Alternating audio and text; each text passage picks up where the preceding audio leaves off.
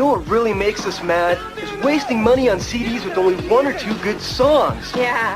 Tell them about punk.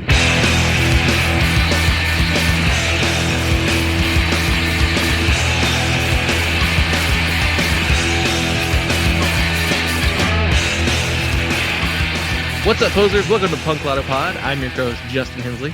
I'm your other co-host, Dylan Hensley. And this is the show where we choose one year at random and select one punk, hardcore, emo, or punk-adjacent album from that year to discuss. Except today, we are choosing 25 albums from the year 2024 to discuss. You like how I made it seamless with the premise of the episode plus the premise of the show? Sure. Dylan always keeping me humble. That don't interest me much. Might as well call you Shania.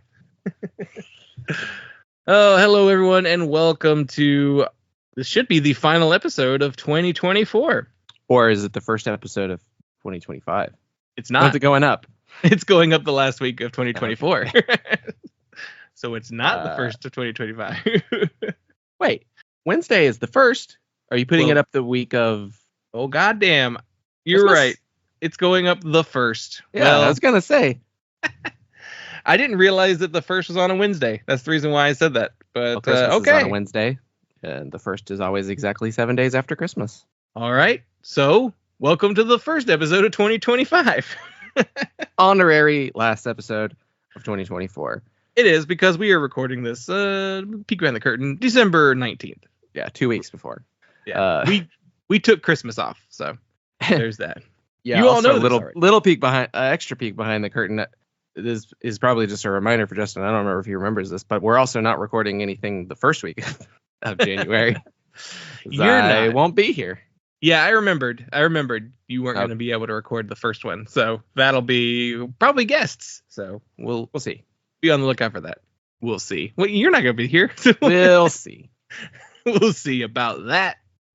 Yes, scheduling is not why you're here. No, you're here to see what we chose as our favorite albums of 2025, or our favorite albums of 2024. This is chaos already off the top. It's because we didn't record bonus audio first like we normally do. Yeah, not warmed up at all. Always throws us off. Speaking of bonus audio, if you go to patreon.com/punklautopod, you can get access to all of our weekly bonus audio for $1. I don't know when it will be up, but around the time of this episode, there should be a chart dive on the year 2024, where we'll look back at the Rate Your Music charts on what punk records came out according to them. So we've yet to record that, so we don't know when that's actually coming out. But you can get access to my Best of 2024 bonus audio. I'm doing a series where I am taking a look at each format: demos, singles, splits, EPs, and compilations. So as of recording, the demos, comps, and reissues and the biggest disappointments of 2024 are all available, and the singles episode should be available as well. So be on the lookout for that. You can also sign up at our $5 tier, which is the producer tier / listening club, where you get access to a monthly listening club video chat where we talk about an album over Skype with a couple of the other patrons. And you also get your name said on the show. So let's shout out our producers. Thank you to Dave Brown, host of the podcast One Band, Five Songs, also the writer of the blog Oklahoma Lefty. Thank you to Steve Long, host of the podcast Rebel Rock Radio. And thank you to Jason W., writer of the newsletter Songs About Chocolate and Girls. So thank you to all of our patrons. And if you'd like to join up, sign up at the $5 tier. And if you're feeling extra frisky, you can sign up at the $10 tier. One-time $10 donation gets you the ability to choose the album we devote an entire episode to. So we have one of those coming up in January. So be on the lookout for that. All of that, punklautopod@gmail.com. So let's get into it, because we don't have a ton of time to waste. When we were initially putting together the idea of doing a best of 2024, I said, okay, we're going to do 10 each, right? And you were like, I don't want to do 20 at one time. And then we wound up doing 25 at one time. Yeah. Funny how that happened.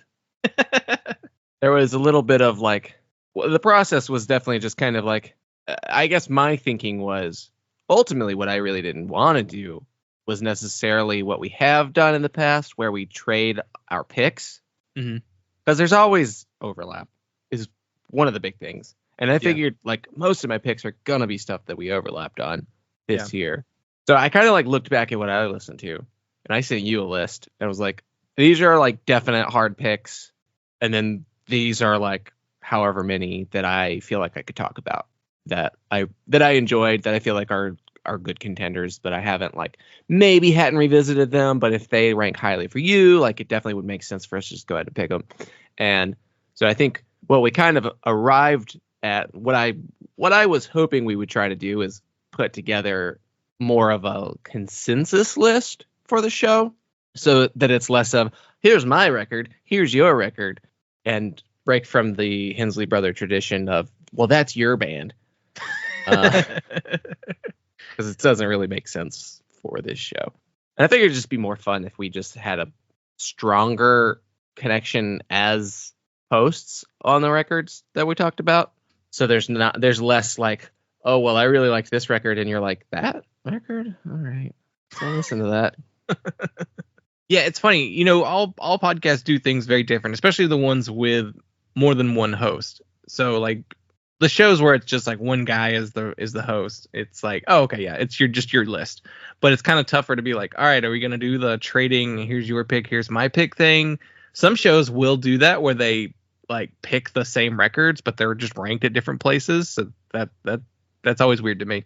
Some people do collaborative lists, which is what we're gonna attempt this year, and then others will like be like only devoted to like one person's selections, and then the other episode will be the other person's selections. And yeah, so there's so many different ways to do a best of audio, and I do like the idea of picking records that we both listen to. Now, there are a couple caveats. There are a few records on this list that I think probably wouldn't have made like my top lists or your top lists, but kind of like close enough to get us to the number that we wanted.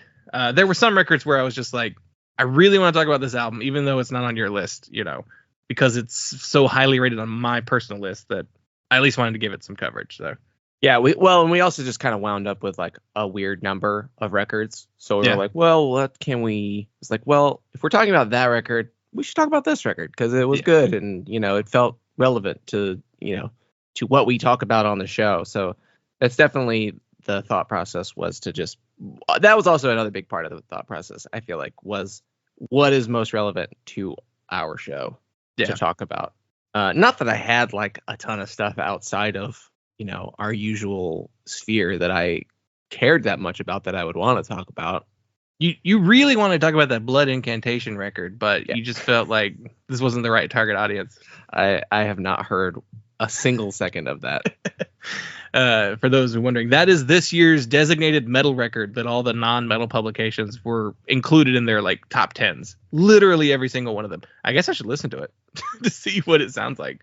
I have no idea. I know that band's name, but I don't think I've ever listened to them. But yeah, there's always one. It's very funny how that always happens. Yeah, I guess before we get totally into it, what did you think of 2024 as a whole, musically? As a whole, this was a shit year for me, at least for me personally. But, and I guess publicly, you know, socially, politically, it was a pretty shit year too. So, but musically, what did you think of 2024 overall? I felt like I had no real grasp on it for most of the year, and I felt like by the time I hit like the halfway point, once I got to like June, I was just like, man, there's just nothing I care about. Granted, a lot of stuff that is on our list came out in the latter half of the year, or came out in June, July, August, you know, more in the middle of the year or later. But it felt like I wasn't paying that much attention. And I think that a lot of stuff that was taking up air in the music conversation for the first part of 2024 wasn't that interesting to me. And there were some things that I was like, oh, you know, I'm interested to check that out. People are talking about that. I'll go listen to that. But just a lot of stuff I felt like wasn't sticking at the beginning of the year. And there's some stuff that like, well, I mean, I think there was some stuff at the beginning of the year that like maybe could have made our list, but I think they were just like, you and I both had probably the same feeling of just like, this didn't really hold my attention. It was just like one of the better things at the beginning of the year. So it felt like not a great year for most of the year for the kind of music I was interested in. But looking back at it, And when it came time to make a list, I was like, well, okay, I could talk about that. Like, the number of records that I would describe that way was a lot more than I thought initially before making the list. I was like, part of the reason I was like, I don't know if I can do, what are my 10 favorite? I don't think I have 10 favorites from this year. And then I'm like, oh, no, there's quite a few records I actually really enjoyed. I just maybe didn't spend as much time with new releases this year. So I think what really happened for 2024 musically for me, there was a greater quantity of good music that came out this year than I thought, because I wasn't doing the work of keeping track and going back to stuff. But then like looking back at what I actually listened to and what made an impression on me on, one or two listens, I was like, oh, that's actually a better year than I thought. So it's a weird year. Yeah, Sneaky year? I think, sneaky might be the accurate way to describe it, because it started slow and it felt like the records that I enjoyed, I didn't come back to nearly as much as I should have. But then I just briefly looked at my list from last year, and I think this year's list is better. Like, this was a year where I kept like, that's good. Like, that's the way we have 25, because we had there was actually that much good stuff to choose from this year. So yeah, I think it's a sneaky year. I think it's a year that on the surface you might not have picked, as a strong year to begin with, but once you really look at what came out and what we enjoyed, at least, it's like, oh yeah, this was actually a really good year. So yeah, definitely, yeah, interesting year. I mean, as we get older, our way, our discovery of new music kind of, fluctuates, and it's all dependent on what trends are happening at the time and whether or not they appeal to us. I think our tastes don't really apply to most major trends, but there's one pretty big trend that's happened in the last couple of years that I think we tended to be more in favor of. You'll see it on the type of records that one genre that tends to pop up probably the most frequently on our list here. Yeah, I think I'm looking back at stuff that I listened to and rated in 2023, and I think that 2024, if you'd asked me a couple of months ago, I would have said that I don't think 2024 will be a very memorable year. But looking back at it now, I think it actually might be a more memorable year.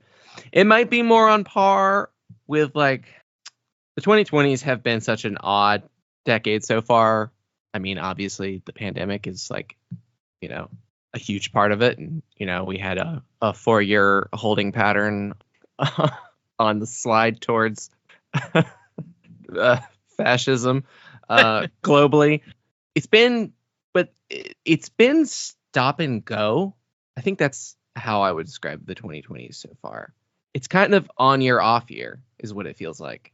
I think 2020 turned out to be a shockingly good year, because I felt like a lot of bands got attention that otherwise wouldn't have, because we were all trapped at home and on the internet all day long. So we were just like, who's got new music? And so that's how 2020, there's a lot of good stuff. 2021, I felt like was also pretty good, because it was the stuff that the artists all recorded that were just waiting to put out. And then they finally just put it out in 2021, because they're like, I don't want to wait for this for 4 years to put it out. Yeah. 2021 was the catch up. It was the ones that are we can't put out a record and not tour on it. Yeah. In 2021, where they were like, okay, touring might be viable. Let's put it out now. And then also just oh yeah, we started writing all these songs and recording them during the pandemic. Yeah. Stuff came out in 2021 too. So 2022 and 23 felt a little bit more down. Yeah, I'd agree with that, because it felt like everyone was trying to figure out what to do going forward. And so it wasn't a clear direction. Yeah, I do think 22, 23 were more down than 20 and 21. So 24 is one of the upswings, which when we did our decade episode, the best of the 2010s episode, we kept running into it would be 2 years in a row good, 2 years in a row bad. Yeah. One good, one bad, two good, that kind of thing. So it is weird how it happens in waves. Now, obviously, some of that has to do with album cycles and when artists that we particularly like just so happen to, oh yeah, they release an album every 2 years. So the year off is the one that's not good, but yeah, it's interesting to look at. But yeah, 2024, a pretty good year musically, I think. So let's get into it. You don't want to start off like a best of the year episode with this year wasn't very good, so here's a couple records that I guess we'll talk about. But no, I actually really like our list. So I like this collaborative approach. So I think we'll probably continue this going forward. Seems to work a little better than trading off. But well, let's start with number 25. Do you want to intro it or you want me to? Just intro it. You intro it and we'll. All right. At number 25, we have Sunny Falls by Sunny Falls.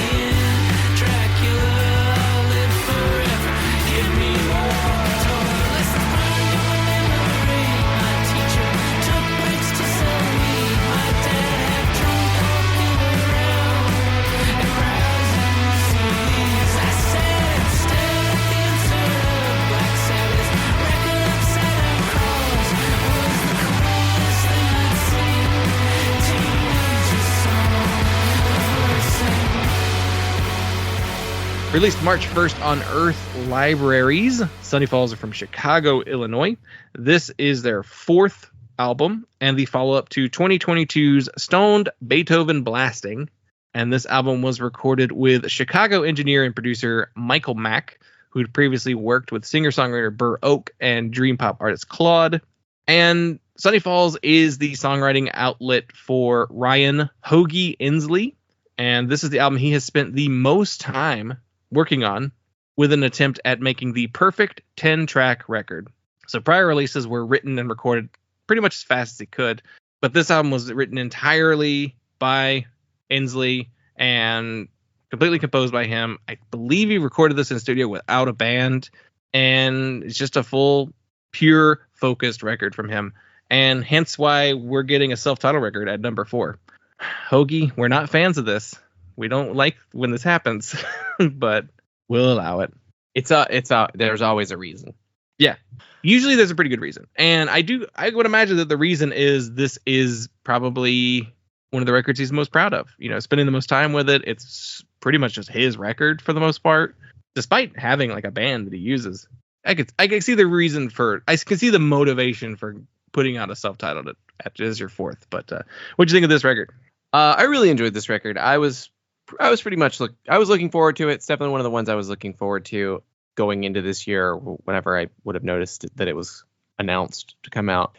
Definitely a record that I made a point of listening to really like the day it came out, or the week that it came out.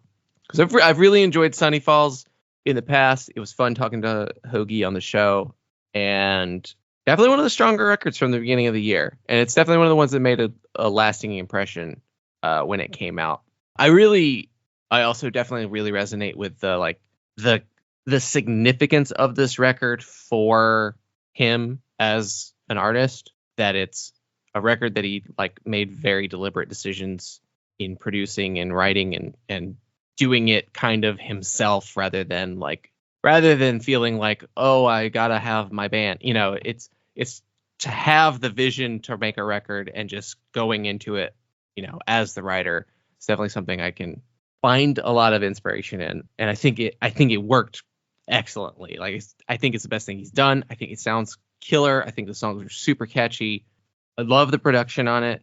Absolutely love the fucking like rock and roll key piano, just like the honky tonk pianos on this record. I think it sounds awesome. Really enjoyed this record. Definitely one I'll come back to. You know, this doesn't feel like a record that will be siloed in the year of its release. I think it's something I can find a lot of motivation to come back to in the years to come. Which is also something, I guess I'll mention that I have gone back to some of the stuff that I listened to last year and was like, oh yeah, that was a really good record. You know, tried to make a point of doing that this year, because that is something I've definitely noticed in especially doing our year-end lists and going like looking back at what was on our list, and I'm like, oh, I listened to that for the year it came out and then never again. Yeah, I have a really bad habit of doing that too. Like, I'm so focused on like my yearly compiled list that I have a bad habit of just like listening to the record that the year that it's out, but I'm eternally focused on, all right, we're in a new year, I got to focus on the new records that are coming out this year and spend the time with those. It's tough to kind of actually balance always looking for like the next thing. And I don't mean that in the sense that I'm just like always on the hunt for, so what's next, what's new, what's next, but more of just I don't want to miss anything approach. And I feel like a lot of times I'm like so focused on like, well, I gotta check this off my list to get to it, you know, that I don't go back to the records that I enjoyed as frequently as I should. So yeah, I need to really, really get better at that. And this year I think I did a little better job of that. I definitely spent a little less time on stuff that I would have on a list that I'm like, I gotta get to it. I would cut bait. Like if it stayed on my list for like 3 or 4 months and I still wasn't listening to it, I'm probably not going to like it that much. Like no album I've ever sat on for months and I finally listened to it did it become my favorite of the year. So like, yeah, if I don't feel that right away, then yeah, it's rare to find that much enjoyment in a record that you feel like a sense of dread about listening to. Yeah. Of like, oh, not that. It's like if it's so dependent on you being in exactly the right mood to listen to, like, are you gonna enjoy it? Because what are the chances you're gonna actually be in the mood to listen to that? I'd say the only genre where that might actually happen is probably like metal. Like I don't always want to listen to metal, so I will leave metal on my list for a long time and then eventually get to it. And a lot of times I'll be like, wow, that was amazing, but it's not the kind of record that I go to frequently. So yeah. Metal's about the only one like that. But yeah, this record rules. It's very much, I like the idea of this being kind of like, this is Sunny Falls, you know. And this record actually popped up on a couple best of lists that I saw, like I believe some kind of bigger publications too. So I'm hoping that means that Sunny Falls is going to be a little bit more on people's radar going forward, because incredibly talented songwriter, musician, multi-instrumentalist. Like I think he plays almost everything on this record. You know, it's him and the producer pretty much on the whole album. So yeah, very cool. I hope we get some bigger Sunny Falls records in the future. All right, number 24. Do you just want me to keep doing these? Yeah, you intro them. Okay, that works. Number 24, it is The Darkness Intercepts by Totally Slow.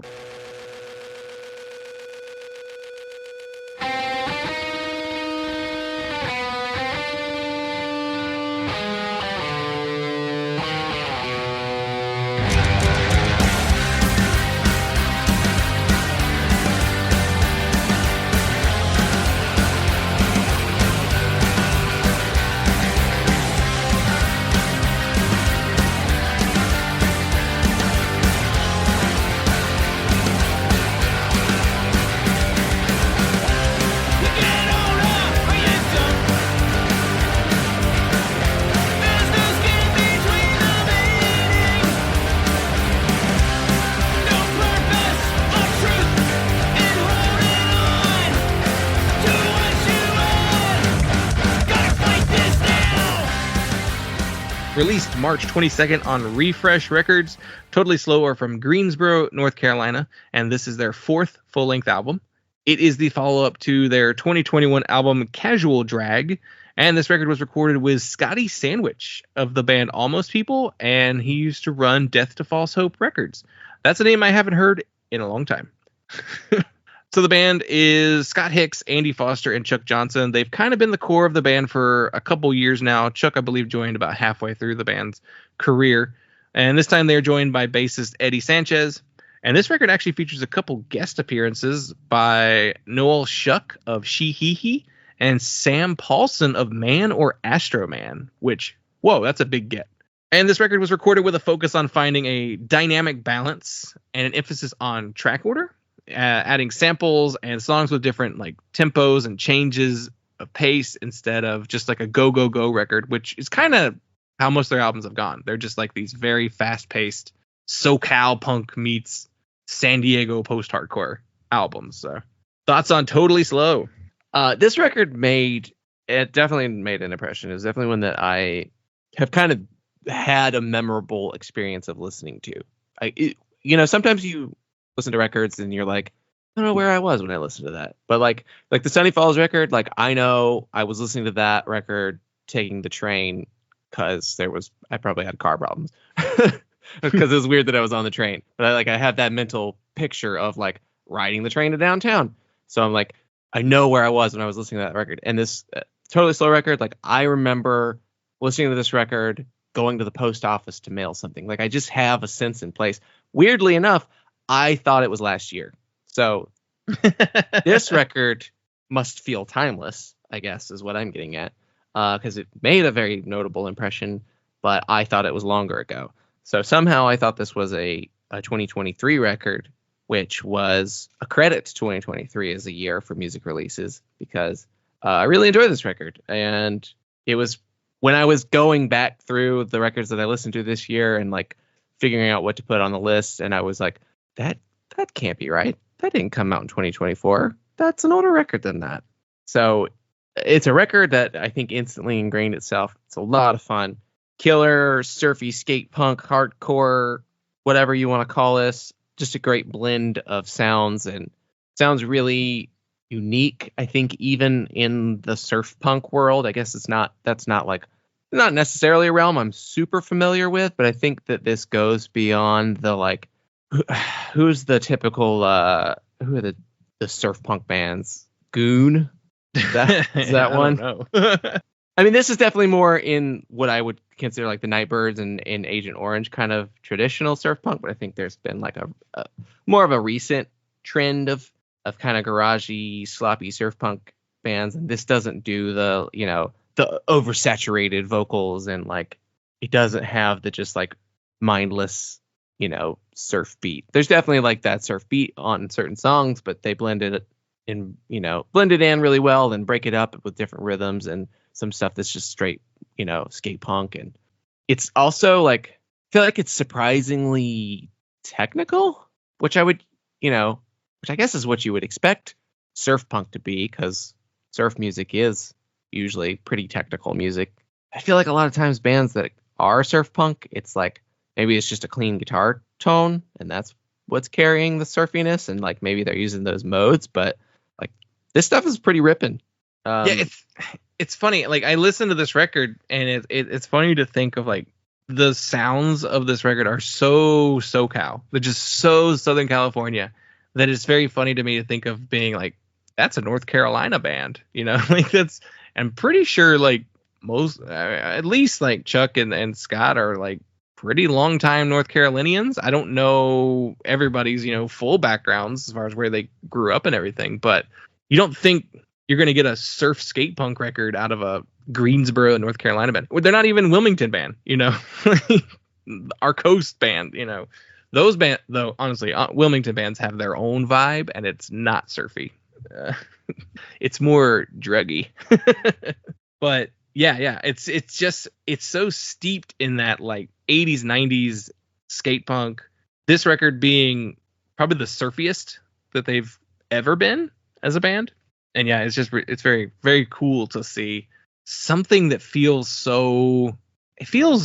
like a throwback to a type of record that you don't quite get as much as you used to. It's a great record, and I've yet to see Totally Slow live. So sorry, Scott. Still haven't seen you. All right, let's move on to number 23. And it is How to Begin by Downhaul.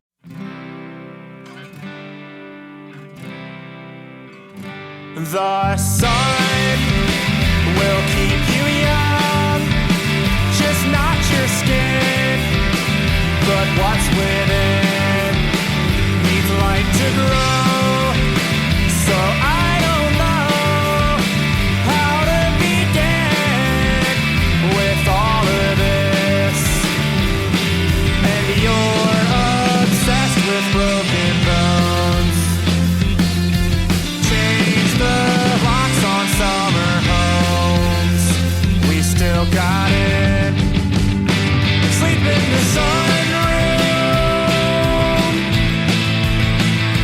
sleep in the sunroom with the windows open.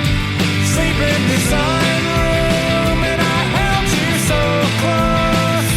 Sleep in the sunroom to feel like you chose it. Released September 20th on Self-Aware Records. Downhaul are from Richmond, Virginia, and this is the band's third full-length album and the follow-up to 2023's Squall EP. This was recorded by Mitch Clem. No, not that Mitch Clem. This is a different guy. This Mitch Clem, I believe, is a Richmond engineer, and he recorded Big Baby's Fizzy-Cola EP from a couple years ago, which I'm a big fan of. I think, Dylan, you're a big fan too. So, record some cool people that we know. And the band is continuing their sonic evolution. They went from emo to kind of post-rock to this record, stripped down, more indie rock. Downhaul used the campfire test when it came to writing songs for this record, because their goal was to get to the core of just a good song. You know, can you play this song around a campfire on an acoustic guitar, and will it be good? Then take that and translate it into the studio. Maybe not adding so many like frills and extra effects and things going on that you would see on their 2021 record, Proof. Like, that's a record that I don't know that you could do the campfire test with, but not to say it's not a great record. And we did actually talk with Gordon Phillips this year on the podcast. So really fun conversation there. We talked about Motion City Soundtrack. Yeah, we talked about that record. And yeah, it's a fun conversation. So what'd you think of this Downhaul record? This was a really good one that I think is interesting to have such a deliberate change in direction. And I mean, I'll admit I'm not the most familiar with their previous releases, so this is like the one that I have the strongest connection to. But I can sense it, and it definitely, like, you know, recall that conversation and understand the thought process of going into a record with that campfire test method, which I think it's a funny way to describe it, because I don't know. It's interesting to me, the different ways that people approach songwriting. And I get it. The songwriting comes so naturally here on this record that I think it's kind of odd that prior to this, they would have had more of a piecemeal kind of gimmicked approach to songwriting, which I don't think that that's bad either.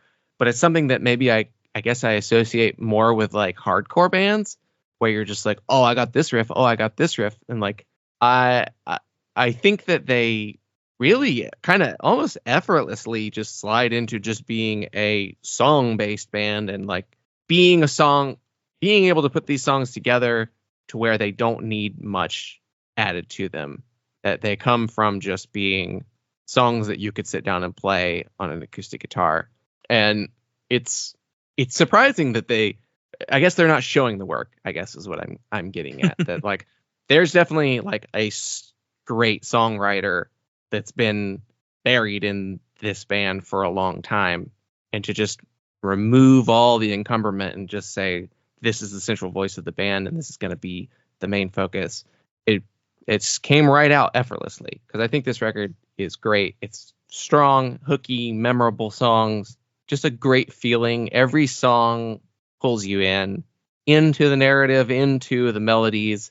I really enjoy the sound of it too, because as much as it's, you know, campfire songs and, you know, being stripped down, I think there's a really good production to it too. And it shines maybe in just that there's no excess, and there's just like, what is necessary for this song, for this record.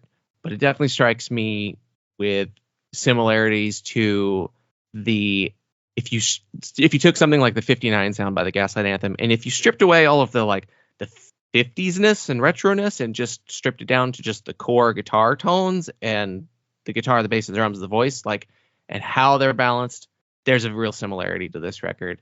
I definitely got a big sensibility of like the sidekicks. I felt like those were the kinds of bands that this reminds me of, like that approach to production of just really clean sounds and really stripped down and really well balanced. Yeah, it's a good record. Really good record. Yeah, I think it's their best record. You know, I listened to all of their albums leading up to our discussion with Gordon just because I was like, I want to be familiar enough with, you know, his records. And when I heard them all kind of essentially in succession, this stood out to me as like, oh yeah, this is their best one by like very obviously. It feels like more authentic, organic, I guess, how you would describe this album compared to something like Proof. Now, Proof is the kind of record that it's great, but it also requires like a vision to go with that album and more of a like, how do we get there type approach to songwriting. It's definitely more deliberate when it comes to like the choices they made on that record. And this album seems more like, let's kind of capture the campfire test. Let's capture what will come across live the best. And this record feels like it comes across like perfect live. And I think this really got to let Gordon show off his songwriting in a way that highlights his influences. You know, he hates saying stuff like he's going for like a Blake Schwarzenbach or a John K. Samson type thing, because it feels kind of, you know, I'm trying to go for nobody wants to really come across that way. And it works though. Like I do get those influences on his songwriting style, and I would compare him to someone like that. The Sidekicks, I think, is a great sonic comparison though that you brought up there, which the Sidekicks always felt like a little bit more less gimmicky Gaslight Anthem too. Yeah. But yeah, I think this is the strongest Downhaul record to date. So I really hope that this band continues going forward with, I don't know, maybe they'll do another like completely different record going forward. You know, at this stage, that's kind of what they are known for. But I also wouldn't be too upset if this was like, we finally figured out our sound. So yeah, excellent record. All right, number 22, it is Sorry for Your Loss by Dry Socket.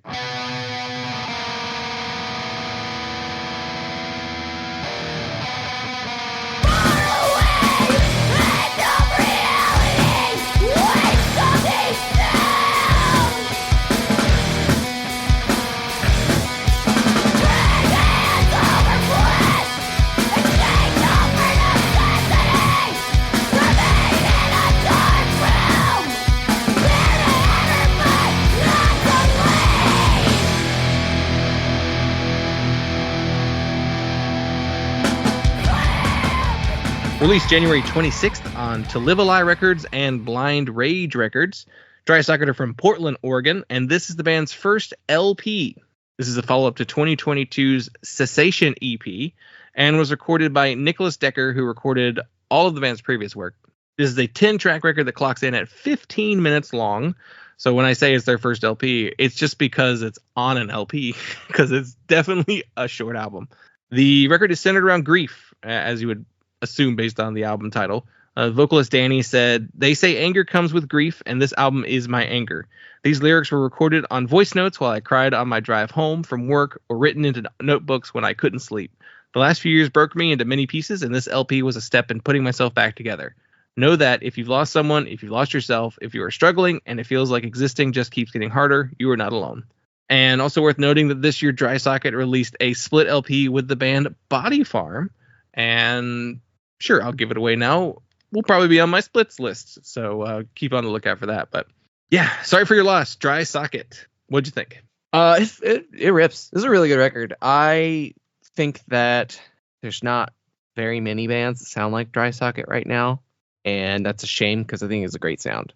And this is what I want from hardcore probably like 80% of the time. And I don't think we've gotten this kind of stuff from hardcore very much for a while.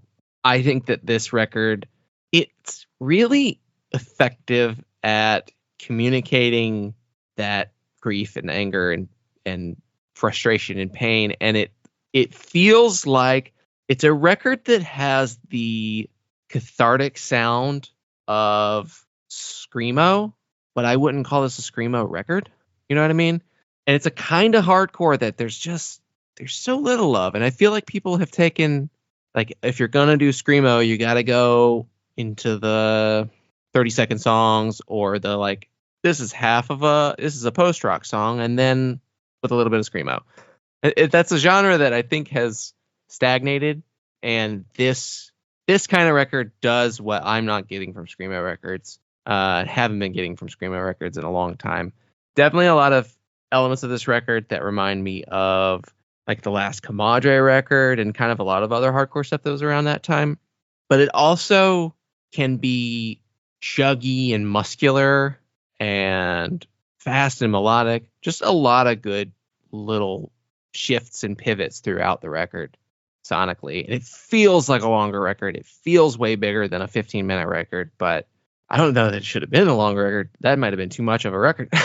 Because there's a lot happening in 15 minutes. There really is.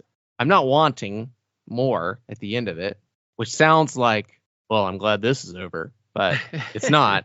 It's just that perfect little shot of raw nerve. It's the screaming into your pillow in frustration, or like sitting in your car and just screaming in traffic. Like, just that. It's not very long that you're doing it, but when you're done, it's like, oh, that was right. That was the right amount for it. Yeah, it's 15 minutes long. You're right. It doesn't feel 15 minutes long. It doesn't feel like it's overstaying its welcome either. It also doesn't feel like it's too short. It is literally the perfect amount for this record. And their style of music is, I love this kind of hardcore. This is the kind of hardcore that I tend to go to more than most other, like, chugga chugga style hardcore, breakdown heavy stuff. Like, I love, like, these short, these fast, these aggressive songs that are, an outlet for whatever is affecting the songwriter at the time. Body Farm is, like, the perfect band to do a split with, because I feel like they capture that same energy despite playing very different styles of hardcore. Like Body Farm is definitely more power violence, grind influenced in their sound, and vocally they're like completely. Danny is completely different from Ocean as a vocalist. Like, Ocean feels more like they've got a lot of reverb on their vocals, and Danny's vocals are just like, oh, that is pure anger and rage, like, coming through on this, like, just throat shredding vocals. So yeah, that's the kind of hardcore I like. And I really like the production of it too. It doesn't feel like your standard hardcore production right now. It feels unique. It feels classic. You don't have the, like, overly loud drums and the super scooped guitars. The guitars are really nice and full. There's a lot of mid range. The bass and the guitar kind of just, like, churn together, and, like, it hits you with a pretty hard wall of guitar sounds, and then the vocals just kind of, like, peek over it, and you're like, oh wow, like, it's I don't know, it's a really good sounding record too. It is also what I'm getting at, like, which is something that I find off-putting with a lot of hardcore, is I'm just like, I don't like that production. I don't like how mechanical it sounds. This feels organic and real and raw. That adds to, especially to, like, supporting those vocals and how raw they are. Yeah. And plus that album cover is so good that it's just a red background and then wavy text with an image behind it. It looks cool as shit. Like, man, I don't have a physical copy of it, but I hope that gold on there is, like, gold, like, it's that shiny gold, that you would get. Maybe there's a deluxe version, and if there's not, but yeah, it's so cool. This whole band rules. All right, number 21. It is Full Speed Anywhere Else by Onsloow. 2 blocks from here, there's a city in the dust. Once I held you there, now I can't see where it was. Can I hold you now? Things aren't the same anymore.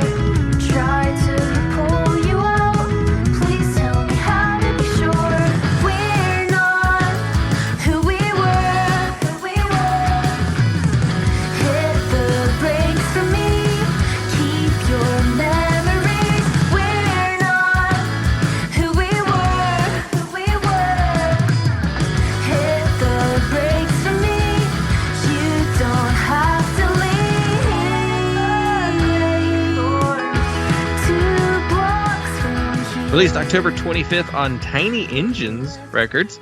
They are from Trondheim, Norway, and this is the band's second full-length album. This is the follow-up to their 2020 self-titled record and was recorded by Marius Ergo, who recorded their previous album. And Onslow's first album was an out-of-nowhere success. They were essentially unknown prior to that record being released, and then after it came out, they kind of became in demand within Norway, and they began to tour a lot of Norway. And so when the cycle of promoting that album had died down and they returned to their semi-normal lives, lead singer Johan Rimmel got her master's degree and started focusing on her family. And when it came time to get together and record LP number 2, she was unable to commit to the band.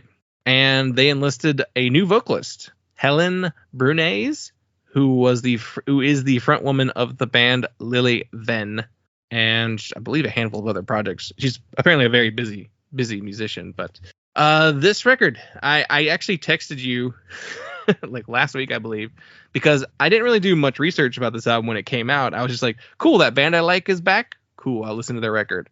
And I texted you last week and I said, did you know they had an entirely different vocalist on this record? Yeah, I didn't realize that either.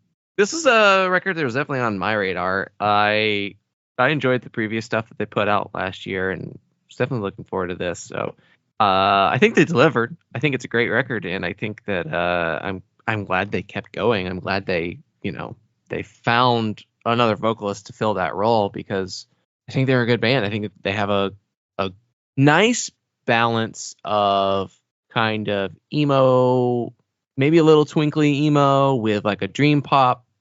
I don't know of anyone else that quite does this the way that they do it. I guess surface level, this would probably fall under that bubble grunge thing that people were trying to push as a real genre, but then once Spotify fired all their people working it for them, stopped being a term that got pushed, and everybody's Spotify Wrapped at the end of the year. But I guess that's what it technically is. But you're right, they do approach it differently, because it feels emo at its core. But you're right, it's dreamy and it's power poppy too. Yeah, it's a good little mix of stuff there that feels very different from everyone else doing this genre. I once I learned that it was a different vocalist, I did kind of a side-by-side comparison just to be like, am I that ear blind or or what? But I listened to it and I'm like, oh yeah, that's a different person. Like there's no doubt that it's a completely different voice on this record compared to the last one. Maybe this is a case of I didn't go back and re-listen to the records from 2 years ago as frequently as I should have to have kept her voice fresh in my mind. And that's how this record kind of slipped under my radar, as far as that's not the same person, because they have very different voices. Like Johannes, her voice is like much higher and more in common with someone like the lead singer Bully, someone like that. And this singer she's got a lower, more mellow voice, which I hear in a lot of like emo bands as well. I do think the emo sound is actually probably a little more prevalent on this record too than the last one. The last one felt a little crunchier, a little bigger sounding. And this one is more in line with some of the members have another band called Problem Man, and it's very much in that vein, a little more twinkly, still, catchy and has some power pop in there too. But yeah, it's a really, really good follow-up. And there's, it's big shoes to kind of fill. If you're replacing the vocalist in a band, that is hard to do. Yeah, the exact balance of ingredients here, though, is really interesting and unique, because, yeah, like on paper, sure, I can find, twinkly bands, but I can find dream poppy bands. I could find power pop bands. But I feel like this record does a great job of blending different influences and elements and of, things that they're good at doing, essentially, and just saying like, well, these things all work together, and there's no need for it to be, oh, we're doing ninth wave emo, or we're doing a full on jangle pop, something specifically to be sold directly to the Jangle Pop Hub audience. Like it's a good blend. It's a good blend of different sounds, and it's not contrived. It's not like they drew up a matrix of required ingredients for a power pop song, and was like, all right, we got to have this, we got to have that, we got to have that, and just did it by the books. They just wrote a good song and then was like, hey, I can do this cool little guitar thing. And you get the little, twinkly tap and capo tap kind of riffs, but it's also not just like just that for the entire record where you're just like, cool, that's cool that you can do that. Where's the song? Yeah. The song is definitely there. You But know, it doesn't feel like them being Scandinavian and having that dream pop element too. Like you have this, like I would have expected it to sound more like a post-punk dream pop record, like a Cocteau Twins Worship or like, but it doesn't. Yeah, and them being a Scandinavian band, there is something about, oh yeah, we traded members. Like that's just a thing that just happens all the time in Scandinavia. There's even like a thing about like, I remember reading something about the band Blindside when they like came back from like 5-6 years between albums. And one of the things that I read was like, and many times in Sweden, a band will just disappear into the winters and never return. And I'm thankful that they didn't go that route. They lost their singer and then they were just like, well, let's find a new one, and keep going and keep this momentum going. So yeah, I'm glad they did. All right, number 20, it is Glitter and Spit by the band No Man.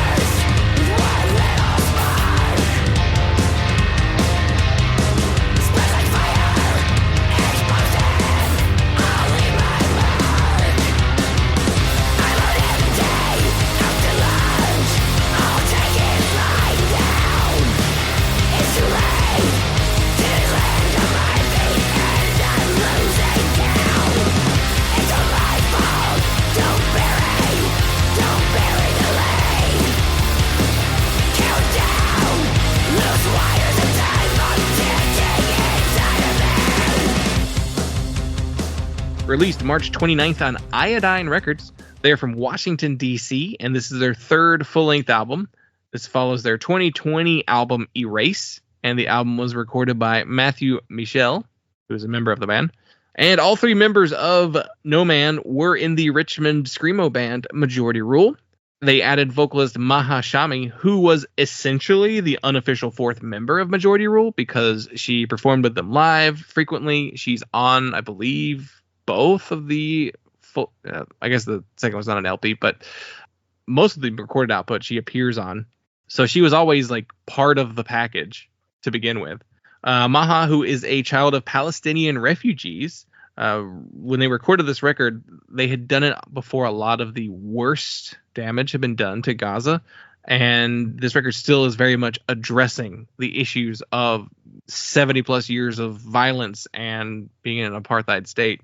And I almost can't imagine what the next No Man record will be, because it's only gotten worse since that this record was recorded. So yeah, I can't imagine what Maha will be doing going forward. But yeah, this record is massive and a very heavy record. Does actually feature strings by Johnny Ward of Page 99 and Pygmy Lush, which is a fun little connection to the Richmond roots there going on. But yeah, No Man, Glitter and Spit. What did you think of this one? I think that this is the way to do it. If you're going to be basically the same people as your previous band, come back. And yeah, there's that technical, like, official designation of, like, this is our vocalist, who, is a different element. But it's just to say, we were gone for a long time, but we're going to come back and we're going to do a new record. This is the way to do it. Be a new band, recognize that you've changed over the years, and then still, like, remarkably, like, I say that, you could have called this, band Majority Rule, and I kind of don't think anyone would be mad. Yeah. Because it definitely scratches that itch of what Majority Rule did and why, that's a sound that I love and I don't think there's enough bands doing. I think that's the description of like all of our hardcore picks this year. I'm like, man, this is a singular artist, and I wish there were more bands like that. And it's like, at the same time, like I don't think that most of the hardcore records that we have on our list, I wouldn't compare them to each other. No, Not directly. I mean, there's a little bit of similarity. Like I kind of feel like Dry Socket and No Man might have a little bit of similarities in terms of like the intensity and the emotion. But this is kind of like I made that Majority Rule like this is the way to do it point because I wouldn't want to hold them to the expectation of Majority Rule. And I think that changing the band like this, changing the band name, starting a new band, whatever you want to call it, like allowing yourself the room to do something different. And I still think they kind of arrive at a lot of similar conclusions because I think that's just who they are as musicians and what they're really good at. And they have more to say with that sound and those elements. But there's just enough of a break there from expectation to be, well, maybe the songs don't have to be as like long and drawn out and like intense because Majority Rule is like those records are long and drawn out and intense and really like they really build and break. And like this as a different band, it's almost like saying like, well, can we set this template to be, a little shorter and can it be a little more structured and this, we're going to come back to the same riff or something like that. Like, and this ends up being like, what if Majority Rule like grooved real hard and you could two-step? And that's fucking cool. That's such a great formula to just take all out, like, vocal shredded, shredder vocals and like that guitar tone and just put it into maybe more of a focused package. And it really is a pretty direct record.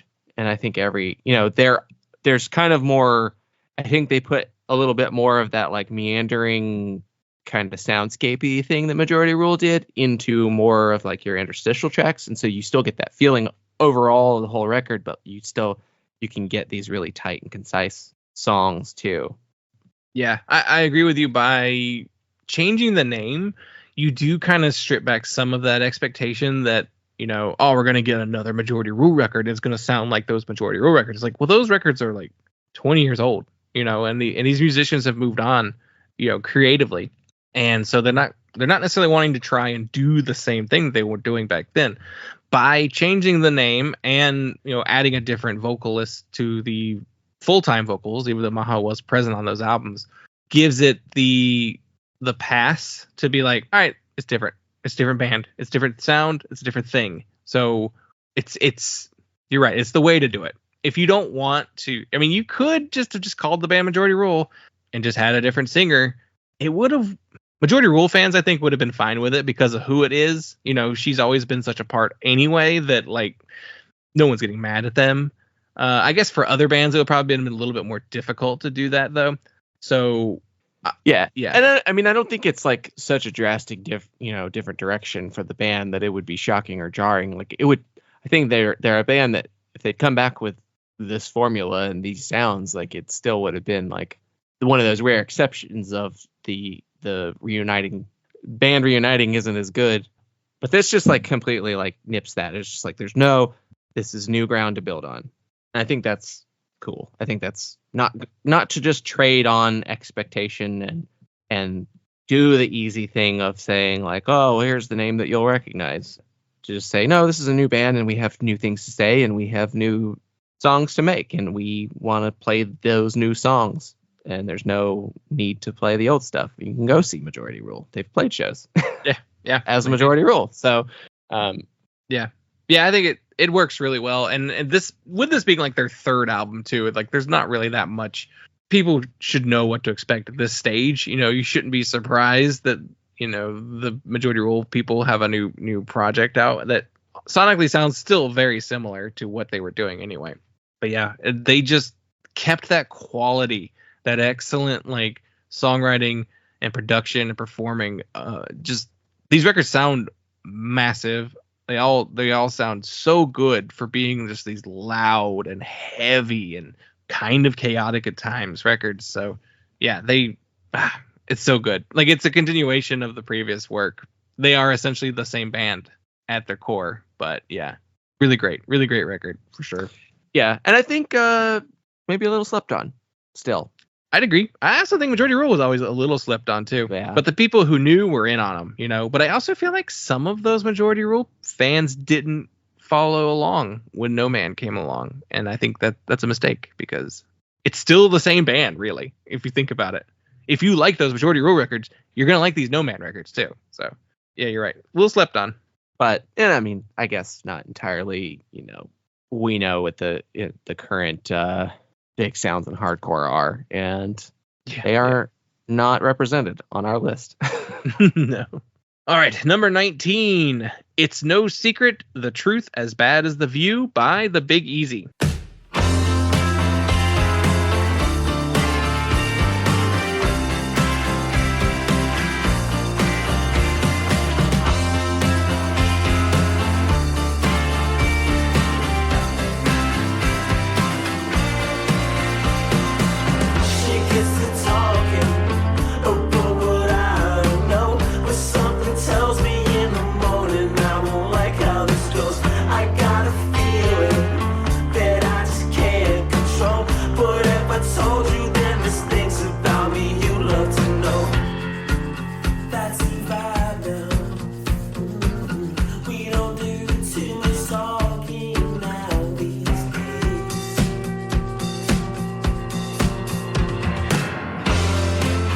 Released August 2nd on Trash Casual Records.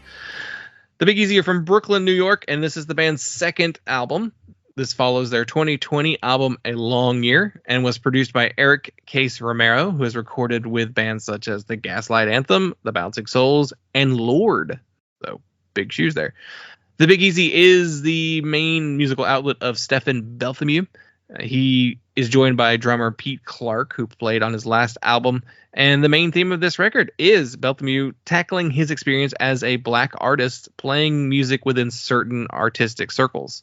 What he thought of was imposter syndrome, or maybe just something internal that wasn't quite resonating.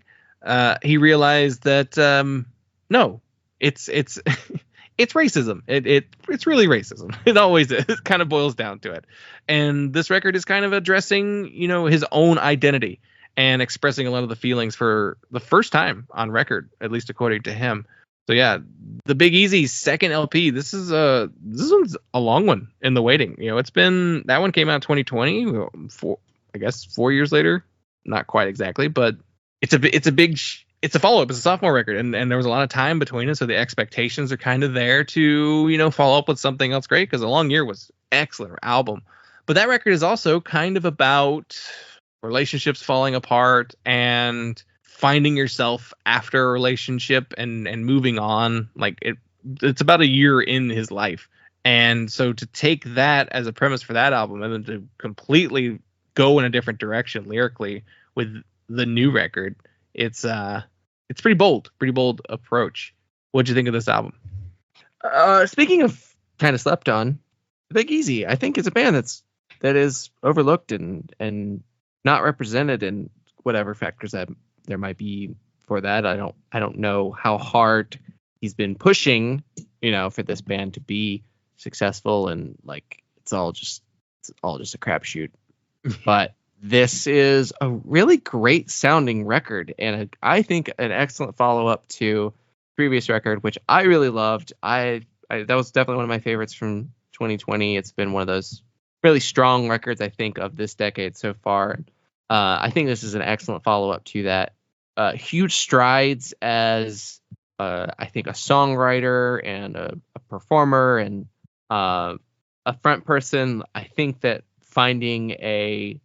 he's found not to say that the last record didn't have confidence, but I feel like this is even more of a bolder, stronger expression of himself as an artist and his voice and doing what he wants to do with all of these songs. And like, I remember talking to him about the last record when he was on the show, and like him talking about kind of like the process of discovery and how a lot of those songs were songs that he, had written several years before. And so like, I understand that there was just like a holding on to things and like trying to bring those things in, figure out what to do with those songs, and how a lot of that record was just like, yeah, let's run the vocals through a guitar amp or whatever, just doing these kinds of like, just trying shit out.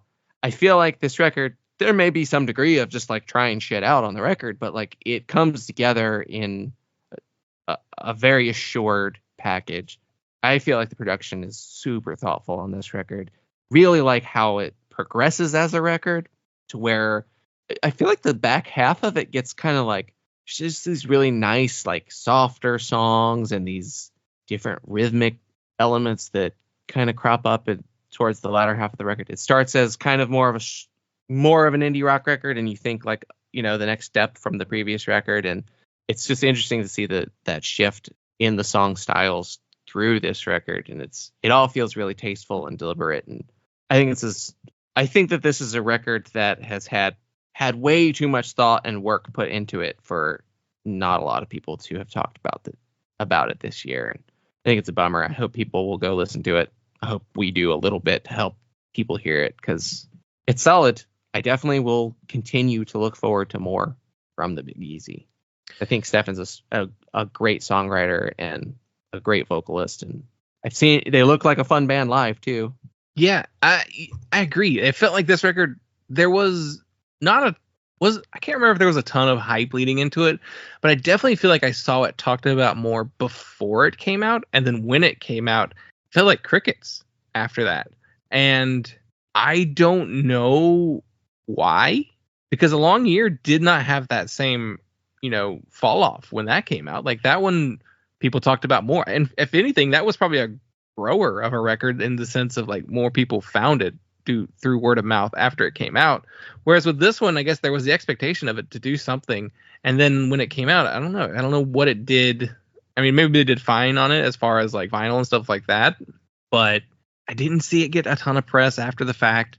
I had to kind of dig to find out what label even put it out, which I don't think is great. I don't think that's a great idea. I had to find articles to find out who put this record out, because Trash Casual is not a label that was like super duper on my radar. And even looking at their page, it looks like they didn't push it very hard. I don't know. Not the point of this, I guess. I guess if someone from the label who finds this audio and hears this, like, what the fuck? But yeah, we tried. I said, it's a crapshoot. Like, you can dump money into PR and it just not do it. Yeah. It's just I think impossible game. But I do think it should be a little easier to find out who put out your record. That was a little tough to find. But like you said, though, like the songwriting on here is excellent. He's coming at it from a different approach, conceptually, and which can always be kind of tough for an artist, step out and do something different. But it works so well here. And fortunately, the big thing is that didn't change too much is the production style, and the actual like music side of the songwriting is not a drastic change from the last record that it loses people. So that shouldn't have been the case here. This kind of production is the kind of thing that I tend to not like. Like, it tends to be a style that I'm not a huge fan of. I'm not a big fan of like the real fuzzy kind of production style and vocals, but the way that they've done it with this record and the last record, just it hits me in a way that so many other records of this style don't. And again, that boils down to that songwriting. I think this is a record that we could probably apply that Downhaul Campfire test to, and it would work. Like, I think these songs stripped down to just acoustic, which there are just some acoustic songs on here too, but like even the more full band all out production stuff, strip that down, works just as well as a solo acoustic thing. So that's why I think a lot of this record works for me where other records don't, because I think a lot of other bands that do that kind of thing, they are more relying on the gimmick than they are necessarily the strong songwriting. So yeah, excellent songwriting here. It sounds cool. It sounds Not like anything else on my list, really. Like, I don't have a lot of records that fit into this type of style, and I really wish people talked about it more or heard it more. So I don't know what we need to do to get that to to get the Big Easy a little bit more attention, but totally deserves it because it's excellent. 2 excellent LPs in a row now, and I hope we don't have to wait another till 2028 for the next one. But yeah, I love this record. Excellent record. More people need to hear it.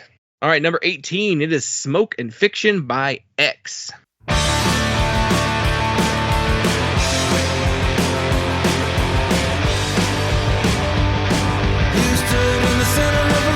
Church, sunbeam glittered on your back. 3 women in red turned to see you laughing uncontrollably.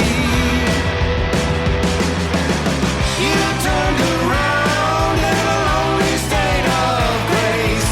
You stood your ground, a smile upon your face. A smile upon your face. Released August 2nd on Fat Possum Records. X are from Los Angeles, California, and this is their 9th album and the follow-up to their 2020 album Alphabet Land. This record was produced by Rob Schnapf, who had produced legendary albums from artists like Beck and Elliott Smith, and also worked with X on their previous album. So prior to this album coming out, it was announced that X will be calling it quits. This is going to be the final X album, and they're going to go on one final tour that will stretch into 2025. I think most of those are just international dates, though. And this is the swan song of X. This record was written with an attempt to look back at the band's history, which is pretty evident on songs like Big Black X and Winding Up the Time. And as far as final records from a band, it's excellent. I honestly think this might be the best X record since New Fun in the New World, or More Fun in the New World? More Fun in the New World. I think this is I think this is their best record since then. I haven't spent enough time with the See How We Are, which I think is a good record, but That one I remember understand being what- pretty good. I understand what people don't like about that record, but I think this is on par with at least that record. Could be better. I don't know in the long run. Smoke and Fiction does have the benefit of having Billy Zoom on the guitar, and See How We Are doesn't. So that's Yeah. a huge issue with See How We Are, despite it I think being a good record with great songs, but it is lacking that Billy Zoom guitar playing. And Billy Zoom, I feel like, pulled out some stops for this last record. I don't know if it's they're just a band that's been around since the mid 70s, and they truly didn't stop, though they slowed down significantly various periods. They did keep going and keep performing at least. Yeah, there's a gap in the 90s. I think after Jesus, they had a gap until like sometime in the 2000s, but then they came back and just became like a touring band going forward. So, they've been touring pretty regularly for the last 20 years. Yeah. And I think did the potentially disappointing thing of putting out new records after being a 20-year touring legacy act. And they put out good records. I think Alphabet Land was good, and I think this is great. I think this is as good as Alphabet Land was. This is a significant improvement still, and I think it is a great way to end the band, to make that deliberate choice to end the band and go out on a really strong record. And I think this is a record that is truly not colored by the knowledge that it's their final record. I don't feel like I'm reading into it. This record could have been significantly weaker, and I would still say, it's a fitting end to X. Yeah. So I think it's that, and then so much more. I think it's a good record with a lot of great songs on it, and it's kind of so good it's disappointing that they're done, actually. Because there's probably the possibility that they could have put out a couple more really good records on par. Yeah, it makes you kind of wonder. It's like, why did they, they got back together in the 2000s and just toured and were like a legacy act, playing festivals, doing that kind of thing. And it's like, well, why didn't y'all try and record something sooner than Alphabet Land? I feel like once you were like the touring band for 5 years, it's probably like, we could probably do a record now. Instead, they waited like 15 years, and then they're like, maybe we'll do a new record. I don't know. Maybe it's just because John was so busy doing his stuff going forward, or for during that time period. Yeah, I mean, John Doe has been putting out records every few years for most of that time that X has been active again. So Yeah, it was just like, all of my songwriting is going towards my records. Then I can see that just being. Which makes sense on the timeline, because like, when is the last? There was that John Doe record from a couple years ago, that John Doe Trio record, but even that was kind of like a different type of record for him. He did the Westerner in 2016, so yeah, maybe that's what it was. He was just kind of like, I'm writing, because he's the main songwriter of the band anyway. If he's more focused on his solo stuff, then yeah, I could see that being why he waited so long. But then finally got to that point where it's like, hey, we should do new records. And yeah, it does just, I mean, those John Doe records are great. So like, I'm not really mad that those came out instead of X records, but it's kind of funny to think about like that alternate reality where like X started putting out records again earlier. We could have had like 3 or 4 more, albums that were fun. Yeah. We have proof now that they can do it. And as good as the John Doe records were, and as good as these X records were, it's like, wow, those probably would have been really good records. Yeah.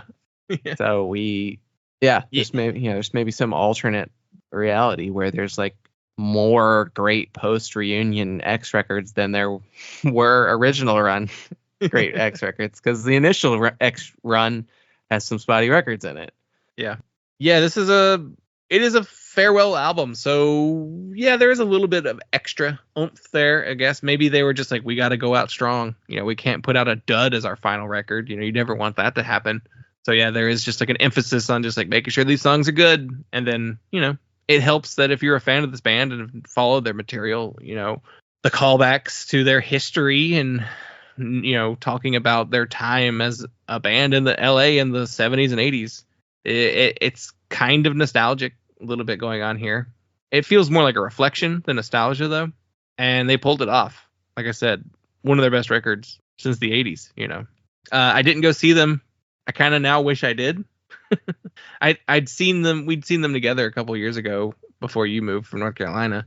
And I guess there was a little bit of hesitation of, are they as good live now?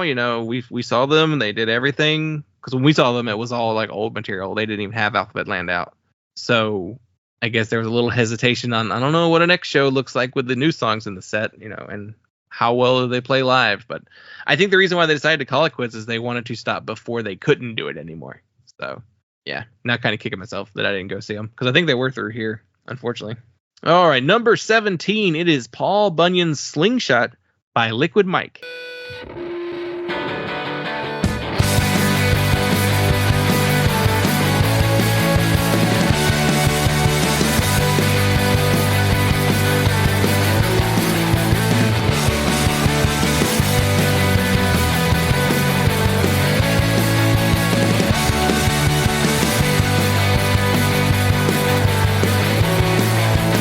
Summertime, 2009, we were playing the choking game. There was nothing else to do but something. You fell down when you passed out. Rush your blood straight to your head. You pissed your pants and they were all yellow.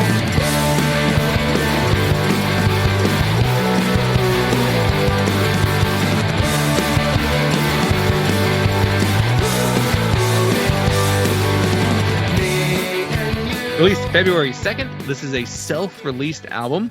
Liquid Mike are from Marquette, Michigan, and this is their 5th album and the follow-up to last year's self-titled record. Not only was this self-released, it was also a self-recorded record. Liquid Mike initially started as a musical project for artist Mike Maple while he was attending college at Michigan Tech, and they became a full band in 2020.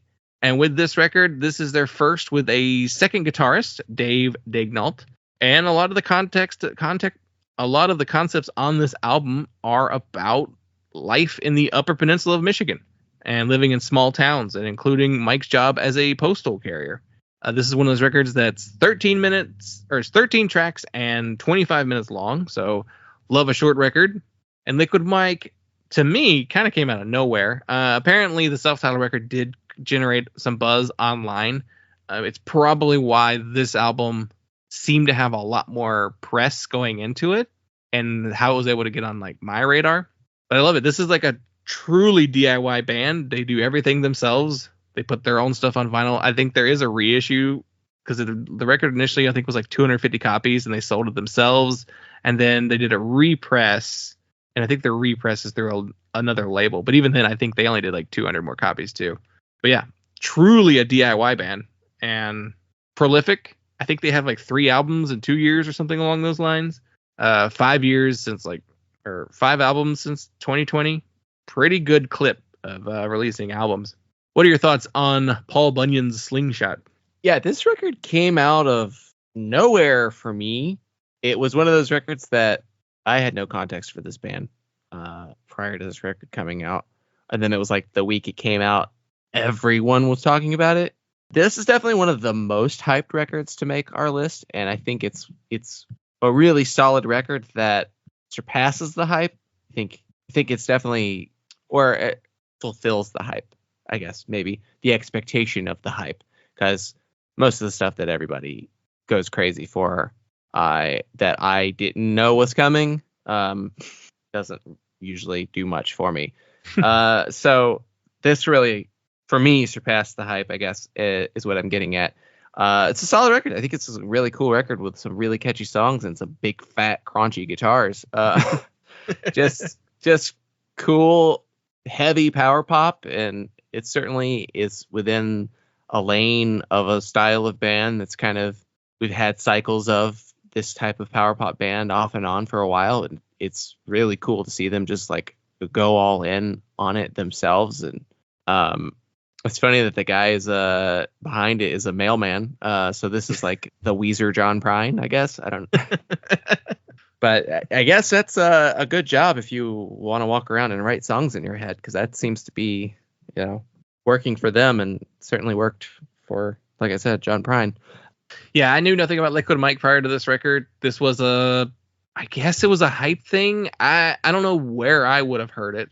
Maybe just sampling some stuff. I don't think I think I found it just on a site covering new releases that week. And I think, there's a good chance I maybe found it on Rosie Overdrive. That's an excellent source for a lot of new music. I feel like it was, I feel like what tipped my interest in it was, I would have probably seen it going around Twitter like that week, but I think what was the deciding factor was, I want to say Rosie Overdrive talked about it, and I think the Discover tab probably talked about it as well.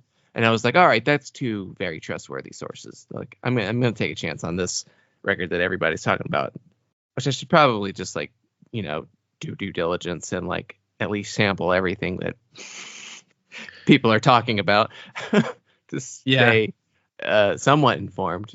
But no, it's the kids who are out of touch. Yeah, I mean, I've really come to lean on the blogs that I trust the most. Like Discover Tab is a good one. Rosie Overdrive is good. There's a few other ones that aren't quite as active, but whenever they put a review up for something, I always give it at least a cursory listen just to see what's going on. Because there are these blogs out there that very much are just we got emailed about this, here it is. We got paid to write about this, here it is. Yeah. I'll go to Brooklyn Vegan's notable releases page, because they do a pretty good job of kind of collecting everything, but I don't go there for their reviews. I really only go there just to see the list of things that have come out that week, just to be like, oh, I didn't know that was coming out, because I have seen some stuff on there that I was like, didn't know about that one. That's a good just here's what's out kind of thing.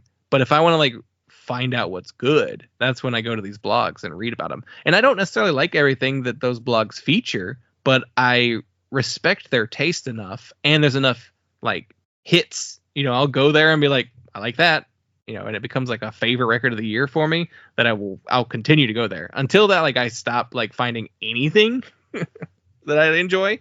But yeah, sites like that's who I trust for that kind of stuff. And but this was a good record, and I feel like it does what the Super Weeks haven't done for a long time. It's it does what the Super Weeks does for everybody else when they produce their records, but they don't really do for themselves anymore.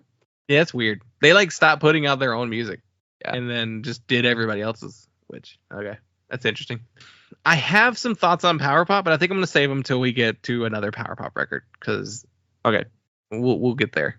There's a few more coming if you don't know. But yeah, excellent record. I definitely will be paying attention to Liquid Mike going forward. And I need to go back and listen to the older stuff to kind of see what those records sound like. So, all right, number 16. It is Better Days by the band Hedge. Days will be better than before. Pull it all together and do a little more.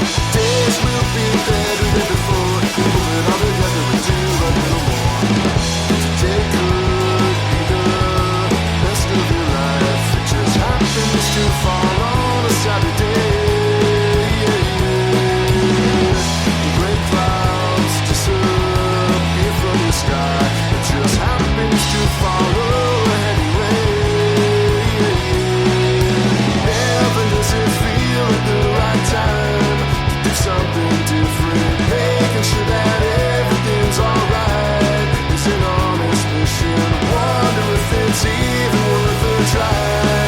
It's just so ambitious. Wonder what's the meaning. Days will Released August 12th on Bloated Cat and Midnight Werewolf Records.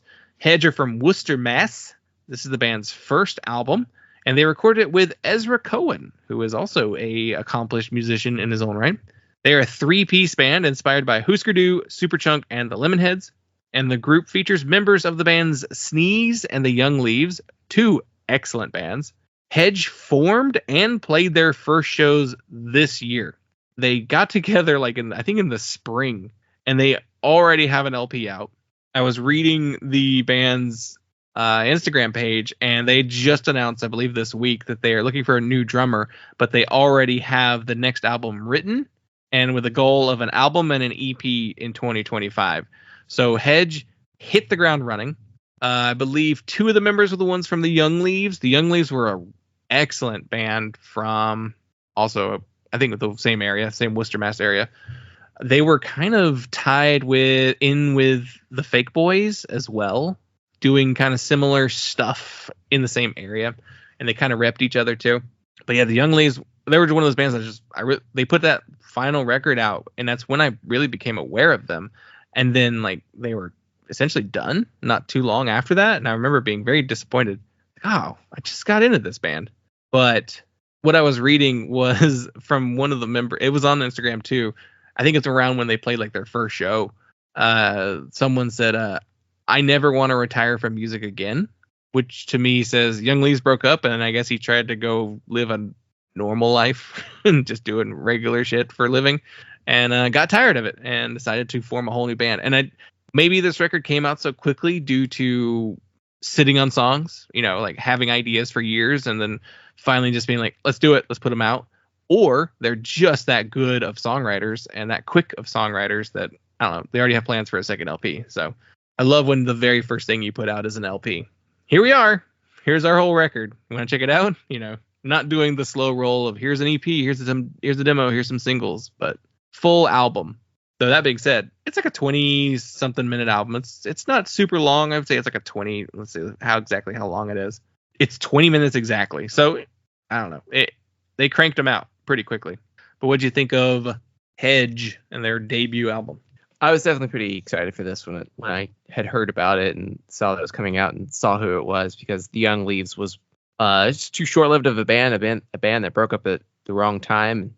I think that they really could have kept going and grown. I feel like they were a band that was slept on, and for them to come back, it's like, it's going to be really good.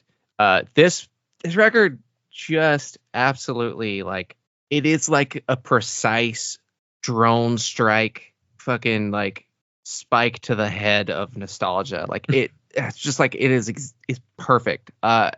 It hits exactly where I needed a record like this to hit right when it came out, and I was just like, man, that's good. I really love this sound. I wish there was more bands that sounded like this. Again, saying that again and again. Yeah. That's a good point to make, I think, and this is a great record to talk about. I think we're hitting the right kind of time period now. We're reaching that point in this cycle of recycled influences and music lining up with my interest in a really exciting way that makes this a I think, a pretty memorable year, and hopefully 2025 a pretty memorable year as well.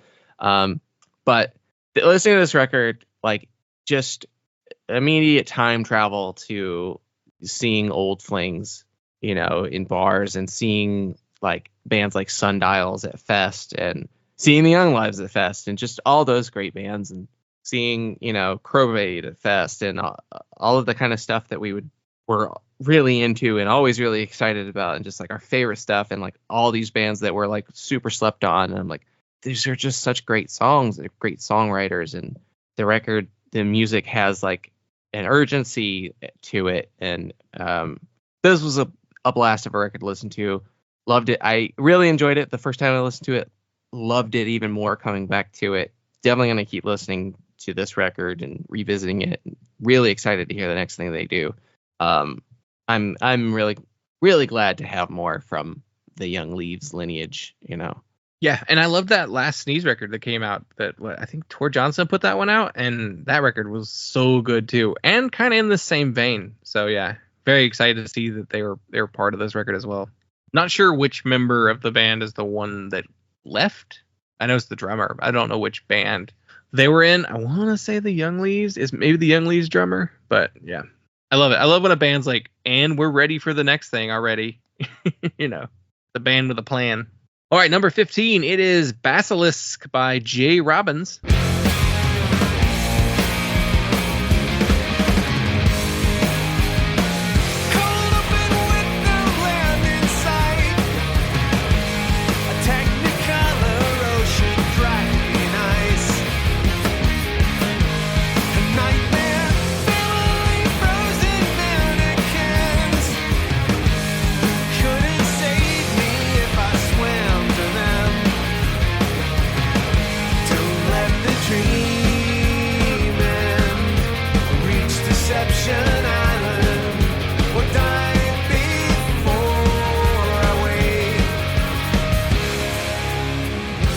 Released February 2nd on Discord Records. J. Robbins is from Washington, D.C., and this is his second solo album and the follow-up to 2019's Unbecoming. The album was produced by J. Robbins at his own studios, Magpie Studios, and this follows his previous projects, Jawbox, Burning Airlines, Channels, Office of Future Plans. Robbins began releasing music under his own name for the first time, like 30 years into his career. And his solo music was meant to be the middle ground of his more melodic later material with the more powerful Jawbox sound. And this record also introduces some more electronic elements. The band for this record is Brooks Harlan of War on Women. I also learned that he was in Office of Future Plans way back, and apparently has been working with J. Robbins since before War on Women was even a band. So I thought that was kind of interesting. He plays in Jawbox now. And this record also features his frequent collaborator Darren Zintek on drums, who also played in Office of Future Plans and Channels and a bunch of his other projects. So a bunch of friends that he's already familiar with. And this record does actually feature some extra musicians. We have Gordon Withers on cello, who is the Jawbreaker on cello guy, and a guitar solo by John Haggerty of Pegboy and Naked Ray Gun, just randomly on this album. So this J. Robbins record is, I think it's much better than Unbecoming, the 2019 record. This record also, I know the idea was to mix the more like melodic elements of the later material with the Jawbox sound, but this is the most that he's sounded like Jawbox since the last Jawbox record. This came out and it was just like, listen to that guy. He's back. He's had all these other bands throughout the years, but this felt kind of like coming home, you know? Yeah, I wonder how much of that was playing this Jawbox shows Yeah. recently is like kind of fed into the type of songs that he wanted to write going into this record. Because I mean, there's definitely aspects of like his other solo stuff and you know, Office of Future Plans. It's definitely not as far out there and already as Office of Future Plans could be, but there's aspects of it. I think my expectations for this record were like weirdly low when it came out, but I definitely, you know, like I saw people talking about it and saying like it's a great record. Like all right, I'll throw it on and give it a shot and listen to it. And like I kind of, in listening to it and like coming back to it and listening to it, preparing for this episode, I'm like, why would my expectations be that low? Jawbox is an incredible band. Burning Airlines put out 2 nearly perfect records. I think Office of Future Plans is great. And I think Jay Robbins is one of the best engineer/producers working with the kind of bands that I consistently like how their records sound. So I'm like, I don't know. Why would I doubt Jay Robbins would put out a great record? It's weird. Yeah, I don't think Jay Robbins has ever put anything out where I was just like, oh no. Okay, I take it back.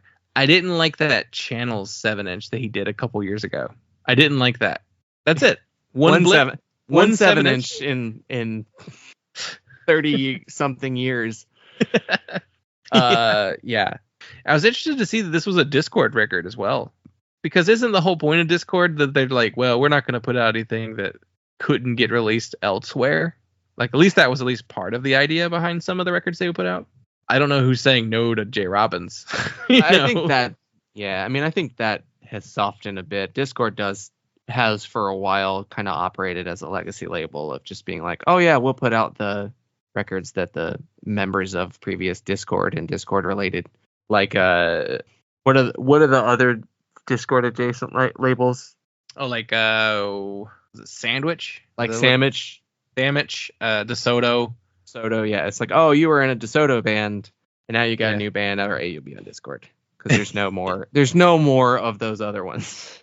I guess there's no like new bands with no connection to the label that are appearing on there anymore.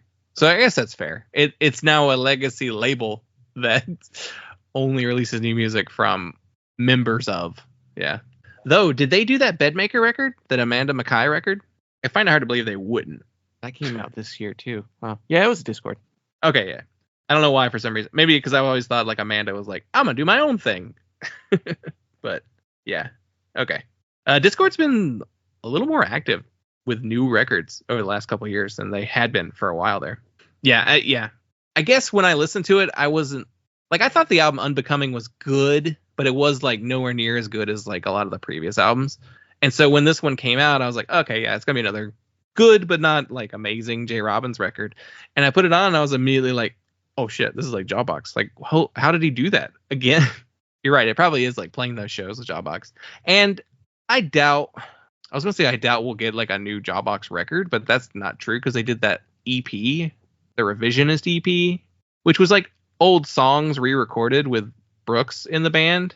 So I guess never say never on new Jawbox. It could be a thing, but this is the closest. If this is the closest we get, this is a great substitute for new Jawbox. Yeah, and I mean, I don't need new Jawbox records necessarily. Yeah. You know, I used to be of the mind of like, oh man, I would love it if my favorite bands came back and did records. But then I think I got burned too many times over the years to be like, I'm fine. Just do something new. I think I'd rather do something new. Do something new and feel free to do something different and just make it clear to me that you're doing something different. Yeah, that's also a thing.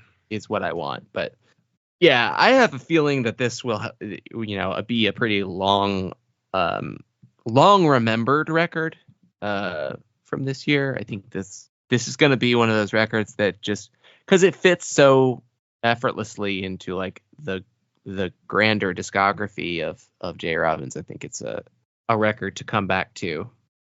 Similar to like the Bob Mould records, the Merge Bob Mould records. Yeah. Of it just being like this picks up right where, you left off in the 90s, and I think it's as good, that kind of stuff that I want to come back to. Yeah, I do think that last one in 2019 kind of got memory hold. Unbecoming. Like, I don't remember anybody talking about it when it happened. I remember listening to it because I was like, it's Jay Robbins. He's got a new record out. Of course I'm going to listen to it. But I remember like thinking it was fine and just kind of forgetting about it. So yeah, you're right. I think this is going to be one that people remember because I remember a lot of people talked about this one. It got a lot of press. It got a lot of discussion amongst, at least the type of people that we associate with, which I think the type of people we associate with all love Jawbox. So that's probably why we're super into this album. But all right, moving on. Number 14, it is Barge at Will by John Snodgrass and Buddies.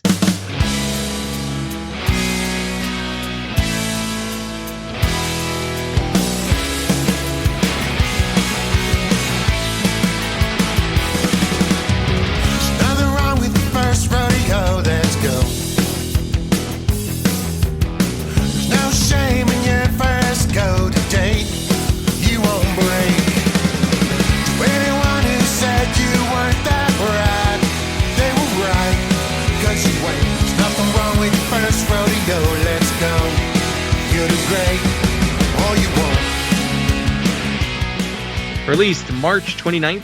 This was a self-released album. John Snodgrass is from Fort Collins, Colorado, and this is the second album under the John Snodgrass and Buddies moniker, though he has a very long history of records under his own name. This is follow-up to 2020's Taste.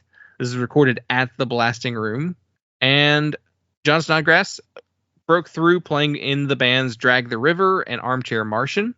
By playing in Drag the River, he played with Chad Price of All, who was, I believe, the third vocalist of All. So playing with Chad Price puts him in the All family orbit and Descendants family tree. And so a lot of the people that he winds up working with are part of that group. So this record features Bill Stevenson of the Descendants and All playing bass and drums on this record. John does vocals and guitar. This is a 13-song, 23-minute album. And some of the buddies that appear on this record are Chris Wallard of Hot Water Music, Chris Cresswell of the Flatliners and now Hot Water Music, J.R. Wasilewski of Less Than Jake, and Scott Reynolds of All. And John has done records with like Frank Turner. He's done like 2 records with Frank Turner that are called Buddies. So John Snodgrass's like whole thing is just like, I'm playing music with my buddies, kind of his whole approach. And this record's great. This record is so much fun. This was a record that I shoehorned into this list because it wasn't one that was on your list and your radar, but this is my personal number 2 album of 2024. Like, you know, we obviously each have like different like rankings we would put things in, but for me, this is like my number 2 overall, and it's one that I keep coming back to, and I love so much. Yeah, this one didn't make the list that I sent you because I just didn't get to it. It was on my radar. I had definitely seen it talked about in the Discord, and you had talked about it, and I was just like, I know I need to set aside the time to listen to it, and I just it kept slipping by until it got to the point where we were making the list, and I'm like, well, now I'm going to listen to it, I guess. I definitely know I'm not going to balk at this being on the list. I think it's a solid record, and it's definitely one that had I listened to when it came out, or you know, earlier in the year, it probably would have been on the like, I could talk about that one. So it's just my arm wasn't twisted to listen to the record. I guess I'm getting at, but just like had that final reminder. Yeah, it's a good record. This is a fun record, and it's nice and short and sweet, and I think that it's just a really good feeling record. I think the Buddies moniker is a great way to describe it. Like the atmosphere of this record is, hey, I'm just hanging out with my buddies. We made a record. It's just super fun and casual, and it's definitely something that I can see being really easy to come back to and just wind up. This is definitely a record that I think you could wind up accidentally listening to it a ton, because it's just so easy to go down and like just throw that one on, and it's a great length too. It's just kind of like a great commuter record to just throw in your rotation, and you get to the last song and then you're where you're going. Yeah, John is a pretty prolific songwriter, and he released another record this year called Stoked Ghost and Other Songs. And I kind of was under the impression that it was like a compilation of stuff. No, it was just like more songs. And he said Stoked Ghost was kind of a Halloween themed EP. And then he put other songs that he had just like recorded with it. And so he's like, it's not a true album in the sense that I don't think of like there's a concept of the first half of the record, and then the back half is just kind of like just stuff he had, because he's just like one of those kind of songwriters that just like, yeah, I wrote a song about going to Fest. And because there's a song about going to like Fest 22 or something, or in 2022 after, you know, not going for a couple years. And it's just, he has other songs that's just kind of like, yeah, I just recorded something real quick. But like I became interested in his stuff thanks to our buddy Dave Brown, because he covered Drag the River on his show, One Band 5 Songs, earlier this year, and I had really spent no time with Drag the River, because in my mind I had lumped them in with a bunch of those like fest alt country bands that there were just like a ton of at one time, and they are all, I didn't really listen to many of them. They're all part of that Under the Influence series though, which who was that? I can't remember the label who did those, but it was like a label I don't think is even around anymore. But I always lumped them in with like Whiskey and Co., Junior Juggernaut. There's more, Two Cow Garage, like bands like that. Like I always lumped them in with all those bands, and I just was like kind of not interested in really pursuing that particular sound, which I've kind of come to regret, because what I've heard from the Drag River songs, I really, really enjoyed. Junior Juggernaut put out a record this year that I really, really liked too. So like, I was like, oh, maybe, I don't know. There was something about those bands that I felt like they were, I don't know. Nobody was doing anything like original in that scene. And I felt like, it's like, we have all these other bands that are like bigger and better than them. And I don't know, I should probably dig back in a lot of those back catalog on those records. So John Snodgrass was a name that I like saw his name on fest lineups for years. It would be like him and like Chad Price doing solo stuff, and like I don't think I really even knew much about who they were and their other bands they'd been in. And now I'm kind of like, man, they were there the whole time and I was just ignoring them, just like, skipping them over because they're playing the CMC down the road with all the other acoustic bands. And yeah, but yeah, I listened to this record and like I fell in love with it immediately. And I was like, well, I'm definitely going to be listening to more of this kind, more of his projects going forward, because I loved this. The Stoked Ghost album was fun too. Definitely should be putting some of those songs on any Halloween playlist that I have going forward, because there are like ghost songs on there. But yeah, this is like my number 2 overall, and I kept coming back to this album, and it being 23 minutes made it super easy to just like keep hitting that button over and over again. Just like, I'll throw that one back on. I'll listen to most of this record by the time it takes me to get to, my house from Target, Like, it's that short of a record. So, but I absolutely love it. Just some catchy melodies. There's a little twang on some of this stuff, and I love a twangy punk band. That is definitely something I'm into. But all right, number 13, it is Got Lost by What Gives.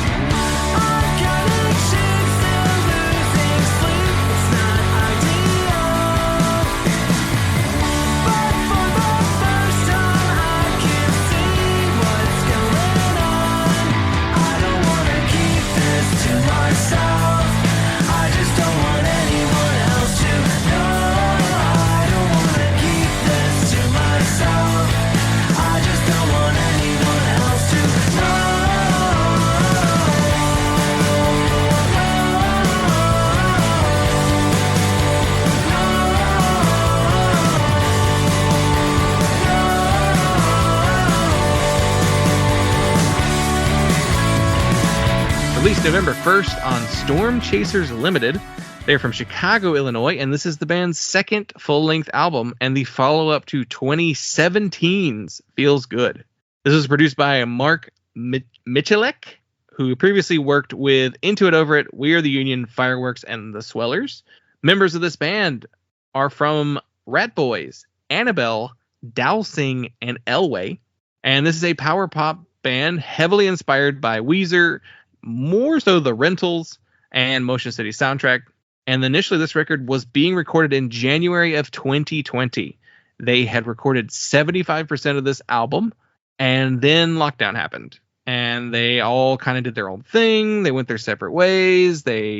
Some people started families, other projects took off. So this record was placed on hold, and they kind of chipped away at it over the next 2 years. 2022 is the year that I think it was finally finished recorded. And I don't know why it still took them another 2 years to decide to put it out, but I don't know, maybe that's more of a, well, we got this Rat Boys record coming out next year, so we'll let that kind of breathe. We got that Annabelle reunion record. We'll kind of let that one, go by. But maybe because this wasn't like a top priority band, that they were just like, we'll put it out when the moment's right. But you put this on my radar. How did you come across this one? I don't remember where I saw this talked about specifically, but I think I saw it. I just saw it talked about somewhere, and maybe it was posted on Twitter, and then like I saw the connection to who was in it, and I was like, all right, I'll try it. I'll throw it on. Just happened to have like nothing else kind of scheduled that day. It was probably the release day, and I was just like, yeah, I'll throw that on. Let me listen to something. This looks interesting. Seems interesting. Curious about who it was, and just like immediately, like first song, I'm like, Ocean City Soundtrack, is that you? Yeah, the Anniversary, like it was just like really hooked on it. Like immediately, I was just like, oh, nice. Like perfect. This is such a great sound and a great little variation on, the power pop and like the emo kids doing power pop, sound and genre. And I'm like, yes, excellent. This is a lot of fun. It's definitely been one of the more impressive records of the year for me. I think a lot of what made my list this year and like what made big impressions on me this year were records that I kind of had preloaded expectations for. I was looking forward to them coming out. I'd heard the band before. I knew who they were through other people. Maybe someone came on the show and so then like talked to them like prior to hearing the record, or those kinds of factors were generally at play with like I think everything that made our list this year. And this is one of the only records where I was just happened to hear it on a lark on the day it came out, and was really blown away by it. It was just like halfway through the record, I'm like, this is really good. I have to make a point of coming back to this. This is something that's could be end of year contender was kind of my impression of it on first listen. So I'm glad they finally put it out. Yeah. This while that it took so long and, kind of pieced together. And, I guess it's kind of like, maybe it's a little disappointing that it's not a primary band or, I really like the Rat Boys record that came out and have gone back to some of their stuff. So like, I guess I don't necessarily want to trade the Rat Boys for this band. If we have to pick one that's more active, and if this is just a side project, I think it's a really cool side project, and I hope we get more of it. Yeah. And I hope it doesn't take another 4 years, 6 years to do it. Yeah. Because I think it sounds great, and it's also like there's another element of surprise of just like it kind of not what I expected from them, like from those bands that they come from. I was just like, this is a very different band from what they typically did. Yeah. I was surprised to see like all of those bands. I was like, like I don't even know that I would have ever guessed that anybody in any of those bands would have done like a Motion City Soundtrack-esque power pop record. Yeah, I was surprised to see it was like every member was from another band that I was familiar with, and very different sounds from most of them. Like Annabelle and Dowsing might be the closest, but they're like two different waves of emo themselves. But yeah, when I first heard it, I was like, whoa, like nobody is doing this particular type of synth work. Like no one does it. The Rentals were doing it in the 90s, who then inspired Motion City Soundtrack to do it. And then like, wow, that's it, right? Like nobody else has done it, at least on a big scale that I maybe have heard. I'm sure there's somebody out there who did it, but no one coming to mind. But that was like the first thing I was like, whoa, that's a sound that I crave that we don't, there's not a ton of out there. So I didn't throw in like it's doing the power pop thing, and they were doing it in 2020, which is like kind of early for the boom revival that we're in a little bit. I mean, I guess Super Weeks were doing it prior to that, and there was like some other stuff in that lane too. But yeah, well, yeah, I mean Jeff Rosenstock, yeah, man, is he doing power pop? It's what people have been calling it. Yeah, it doesn't feel like power pop to me. Oh yeah, I mean, seems like just yelling at the top of your lungs is what that sounds like to me. Yeah, this feels more like Super Crush with like a mini Moog. Yeah, I'll save it. I have power pop thoughts. I'll save it. We got some more on the horizon, so we'll move on. But yeah, this is an excellent record. One of those like last minute albums that you're just like, whoa, that was good. All right, number 12. It is another one again by Late Bloomer.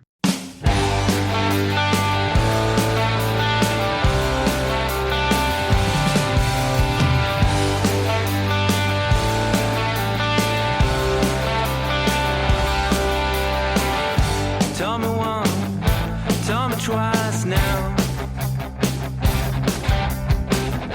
Write another song, telling me how. Tell me once, tell me twice now. Hold the string, time you untied them. Goddamn adult, time you believe. March 1st on Self-Aware and Dead Broke Records. From Charlotte, North Carolina, this is Late Bloomer's 4th album, and this is the follow-up to 2018's Waiting. This is recorded by Greg Elkins, who has previously worked with American Aquarium, and the band considers this the final part in a loose trilogy of records that began with their second album, Things Change. And there are some additional artists on here. We have Sarah Blumenthal of All Right and Faye. We have Stephen Pierce of Ampere on here. Elise Okusami of Oceanator. And Rob Pennington of By the Grace of God and a million other bands from Louisville. This is the 4th Late Bloomer record. Late Bloomer features Josh Robbins, our buddy from Spinning Out podcast, which he wrapped up this year. He's also in All Right, and he's done a couple other things as well, but he owns and operates Self-Aware Records as well. And I remember we booked Late Bloomer to play our coffee shop. Did they even have the LP, the first LP out yet at that point? I don't think they did. I think it was because they had, that's right. I had reached out because I wanted to book Pullman Strike, and Josh wasn't in Pullman Strike anymore. And I don't think Pullman Strike lasted much longer after that. And he's like, well, we got our new band. He's like, okay, you can play too. And I didn't know really what they sounded like. And then we've just kind of been around them for a long time now. Lots of local shows they played on. And we've, seen them out in public and been to other shows with them for a long time. So yeah, just like these are people that we're very familiar with and have known for a long time. And this is the best Late Bloomer album. Like, no questions asked. Like, I listened to this and I was just like, well, that's my favorite thing they've done. Yeah, I really enjoyed this record. I was definitely looking forward to it. Had heard singles prior to it coming out, and it's been fun to talk to Josh over the years and being on each other's podcasts and just seeing the stuff that they're doing. And I think they just have fun. I mean, Josh and Sarah put out something every single month this year under a different name. Yeah. Just as like a fun project, and it was like they're just having fun and putting out records and putting out good stuff. And I was definitely looking forward to this record. I think it hit me perfectly. It was like definitely a really strong early record of the year, and it's been one that I've come back to a few times over the last year.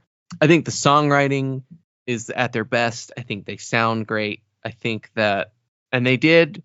I know Josh talked about like the deliberate process of making this record and how it differed from previous records where they were just like kind of how they had been doing it for a long time, and how like kind of most bands do it is you just kind of like, all right, here's our songs, and then you show up at the studio and then you do it all in the studio while you're there, and then once you're done, you're done. And like they kind of made the intentional choice to slow down the process of recording this record and record it over a span of time, and just being like, okay, let's get these principal pieces done, and let's then take this home, and then like have the time to be able to work out your harmonies and do all these things that you want to, that you either do at home or you want to go back the next time. And it's like, okay, now I have a clear picture of what I want to do to layer on top of this and how to build this up. And I think they put a lot of care into this record. It really shows. I think it's a great record, and definitely pretty high on my personal list. I would rank this one pretty high. Yeah. Just like some of like the melodies on this record just kill me. Just they're so good. Songs like Birthday, God, so good. I almost like it. It was actually Josh's birthday recently, and I almost was like tweeted this song at him. But what I really love about this is it feels like the kind of stuff we used to hear at like Fest, and I don't necessarily think that that's what I would have expected from this. Like, this gives me very strong Crowbait vibes, which is the Iron Cheek side project that has some like twangy replacements-y stuff going on here. And I wouldn't have expected from Late Bloomer, because to me Late Bloomer was more of a Dinosaur Jr. style band and less replacements-y, even though the replacement stuff was kind of always an influence. But the replacement sound has come up in the songwriting, I think, and just like there's a fun twang to it, that there's that mid-paced, almost melancholic but sweet style of melody that goes on with this record. Just like, I love the hooks on this thing. The choruses are amazing on these songs. Like, Yeah, I listened to it and I was like, whoa. It's been a long time. It's been 6 years between albums too. So I guess there's a lot of time to kind of like write and think about what the next record was going to be like. But man, I love how this record came out. Definitely my favorite by them. All right, number 11. I'm Totally Fine With It. Don't Give a Fuck Anymore by Arab Strap.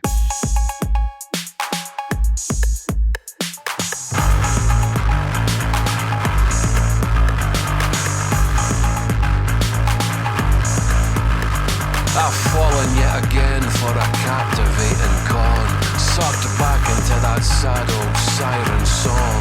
I fell in love, I fell away, I fell behind, I fell apart. What can I say? I am not strong. Now I'm not falling on my sword, I'm just falling on my shins. Sweet moonshine, wash away my sins. Like strawberry moon, save my soul. Let my body break when you stay home. Released May 10th on Rock Action Records. Arab Strap are from Glasgow, Scotland, and this is the band's 8th album. This is the follow-up to their 2021 album As Days Get Dark, and was produced by Paul Savage, who recorded the band's first 2 records, as well as their 2005 album and their reunion record. So Arab Strap are the Scottish slowcore duo. They started back in 1995. I believe they put their first record out in 96. And they kind of became one of the more influential artists in the Glasgow music scene at that time, which was a very, very busy scene that included bands like Bell and Sebastian, and then later like Mogwai. And they released a series of albums until their breakup in 2006. And in that time, people would ask, hey, you going to get back together? And they would say, I don't ever see us getting back together. And then they would get back together. And then people would say, you're going to make a new record? And then they would say, I don't think we're ever going to make another record. And they have now made 2 records since reuniting. So this is their second reunion record. It was released to some pretty universal acclaim. And this is my number 1 album of 2024. So this list is collaborative, what we're doing here. My personal list, this is my number 1 album. I love this band. I think they're so unique, especially amongst all the other like slowcore bands that people tend to think of. Like, they don't really sound like Mojave 3. They don't really sound like Low. They don't really sound like Red House Painters. Like all these other like slowcore bands that people tend to think of. They reject the term, which everybody in every genre does. I think every slowcore band rejected the term slowcore. Yeah. I think also every band that gets classified slowcore from that original group of bands sounds wildly different from each other. Yeah, they really do. All of them. So different. Yeah, and Arab Strap, like, they started, it's a 2-piece band, so it's mostly instrumentation is all performed by Malcolm Middleton, and then all the vocals are pretty much done by Aidan Moffat. And Aidan's vocal style is basically speak-sing. Like, he's not much of a singer. And especially the early stuff, it's just more like he's talking on those records, which you'd think I would hate, but I don't. I love so much of the way he does it. I think the accent really helps a lot. There's a lot about this band that I don't like when other bands do it, but when they do it, I'm really into it. And their earlier records, they're all like much slower, and they use a lot of drum machines and sampled kind of beats to make their music. But then at some point in like the late 90s, early 2000s, they kind of shift to a little faster, a little more just kind of like indie rock-ish sort of thing. Still slow, but not nearly as slow. And then they became more of a full band. So the reunion, goes back to being like a 2-piece. They have a live band that they play with live, but they are still just like a 2-piece. And they went back to the more drum beat samples, drum machine stuff for that record. And this one, I really liked that last record. I thought it was really good. I thought it was a great comeback album. This one blows that one out of the water. Like, this one to me is one of their best records. Like, I think this is up there with their classic material. This is one of the rare examples of the reunion record not sucking. It is the second reunion record, so I guess it's a little different, but I love this record. There's so much more energy and power behind this album. The beats are so fun on here. There's definitely like a post-punk vibe going on here. Like I don't really even consider this one a slowcore record. It feels more post-punky. God, I just love it. Aiden's voice sounds amazing. All the music is excellent. The beats are so much fun, like kind of danceable. Like there's just so much good stuff on this album. They seem super reinvigorated with this project, and yeah, I would love to see Arab Strap one day. They don't come out of the UK. They don't leave. They don't come over here ever, which sucks. Which I don't know if they ever did. They may have done a tour in the US in the 90s or something like that, but I've never heard of anything. But yeah, this is my number one album. This is the record I kept coming back to all year long. So yeah, I think we spoke a couple weeks ago, and you said you'd never listened to a single Arab Strap record. I'd never listened to an Arab Strap record. I've never listened to a full record. I was like, I know what they sound like. Mhm. I've just never pulled the trigger on any of the records and listened to them. So yeah, I guess this is kind of a weird introduction to them. yeah, their 8th album after a reunion. Yeah, but it's cool. I mean, I think it sounds interesting, and it's probably enough of a push to be like, I should go through their discography. And there's definitely one of those bands that's just like, well, I know I should hear those records. I just haven't gotten to it yet because the list of records that I know I should listen to is infinite. Yeah. Yeah, that definitely could be a challengeography kind of project listening band for me to dig into, but just haven't gotten there yet. Knowing your tastes, I would probably recommend the later material, like Mondays at the Hug and Pint, or maybe the Red Thread, something like that, where they went a little bit more full band and maybe work your way backwards from there. I don't know. Not that you have problem listening to slow music. I mean, you love low too. So Yeah. And low are slower than Arab Straps. Yeah, this was me. I forced this one into this list because I was like, I know you hadn't listened to it, but it's my number one album, and I did not feel right doing a list like this that that didn't include it. And it's punk enough for me. This out of all their records is probably one of their more like post-punky albums, so it actually makes it a little bit more fitting to cover on our show. This album out of all the rest. So yeah, it was like they were like my number one album, I think, on Spotify this year. Like the songs, I don't think I listened to enough of their other stuff to make them in my like top 5 artists, but yeah, just I kept coming back to this since it came out, and I keep going back to it. So yeah, absolutely my favorite of the year. All right, number 10, it is Restorations by the band Restorations.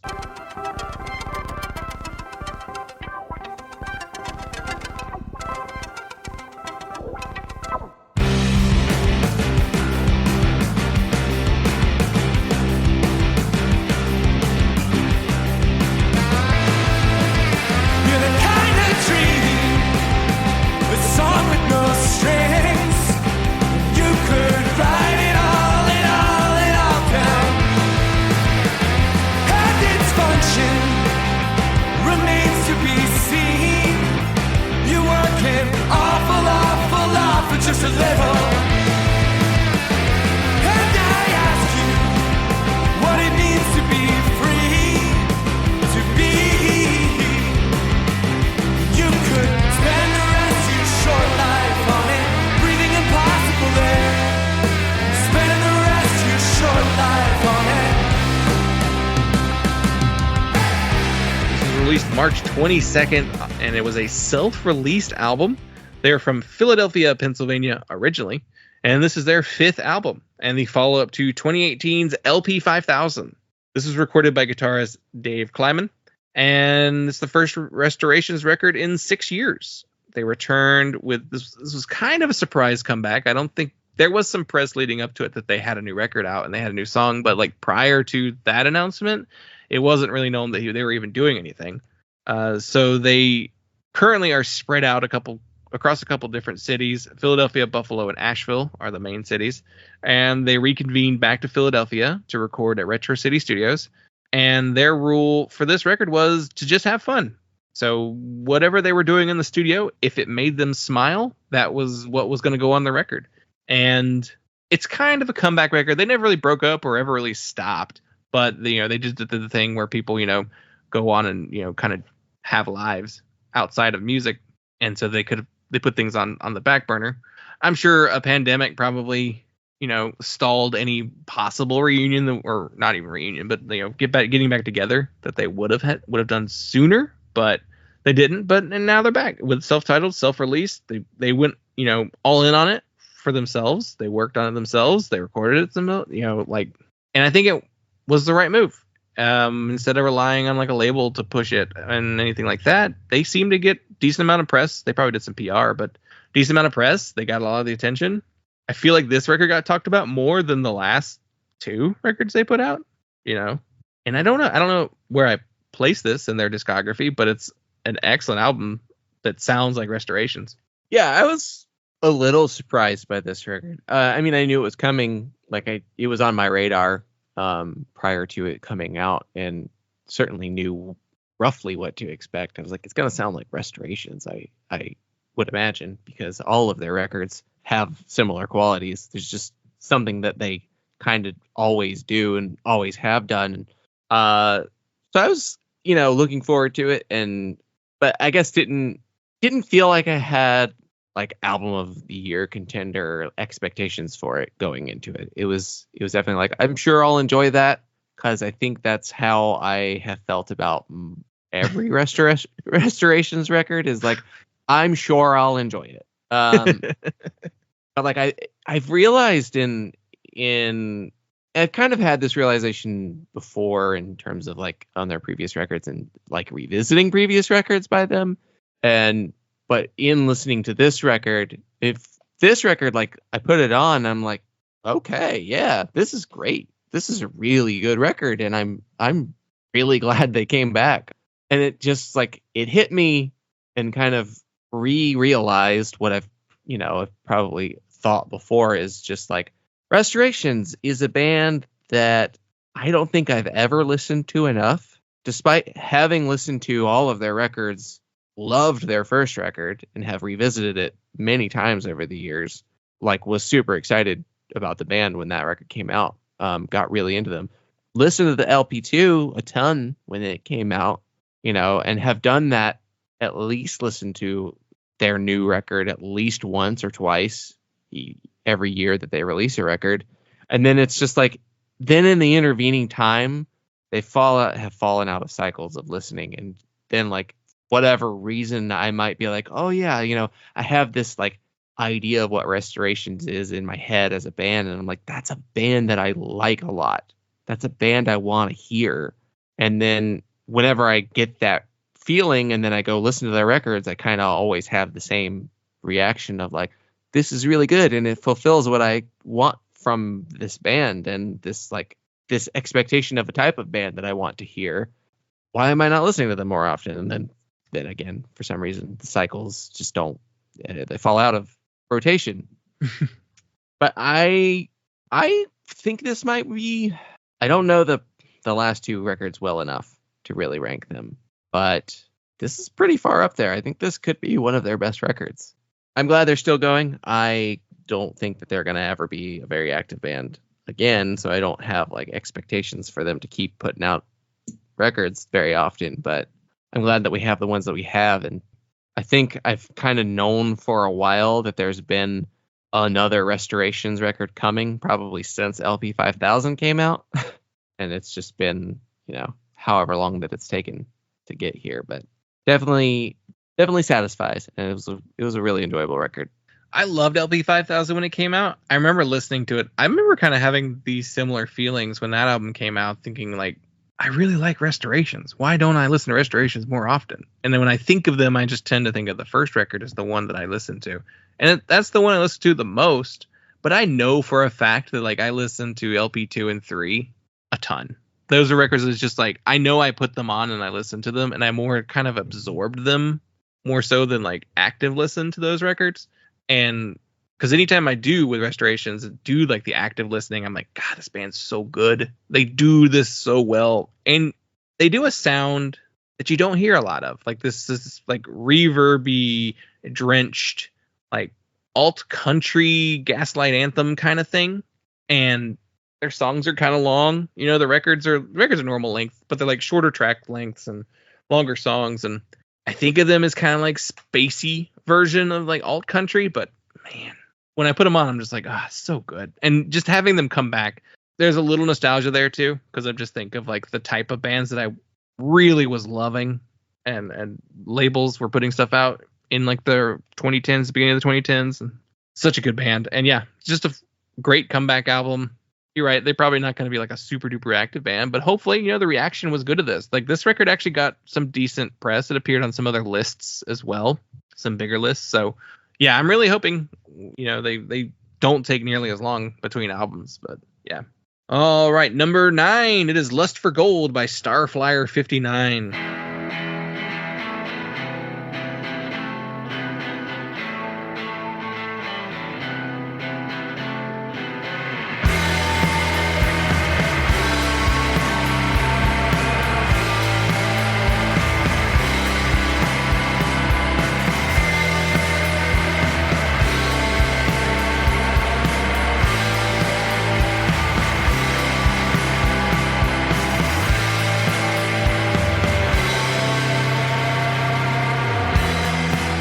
Like an animal, chasing and digging for a bone. Always, I think I got too much, so I do trucker talk. This is a convoy, it's tiring on my bones. They say less is more. I wanna go back home.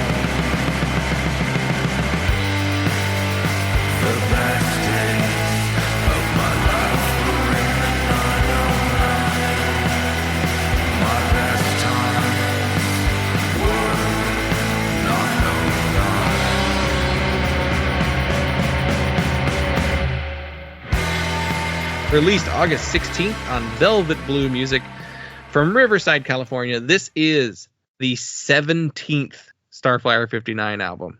This is the follow-up to 2021's Vanity, and it was self-recorded, like most of the Starflyer albums. And the lineup for this band on this record is Jason Martin, Stephen Dale, Charlie Martin, Frank Lenz, and Rob Witham. Dale and Lenz, they've been with Starflyer for a long time now, probably a good 15 to 20 years. Frank probably actually more than 20, but Stephen joined a long time ago now. And Charlie is Jason's son, who he began collaborating with. What was the name of that record? This is his third record with Charlie playing on the album. He started playing on Young in My Head. Young in My Head, that's what it was. And so Charlie does drumming and Frank does percussion. That's kind of their roles now in the band. But I believe this is actually the first time that Rob Witham has played with Starflyer. He is from the band Fine China, which is another To the Nail band turned Velvet Blue music band. And so this record was inspired by the earlier stages of Starflyer 59's career.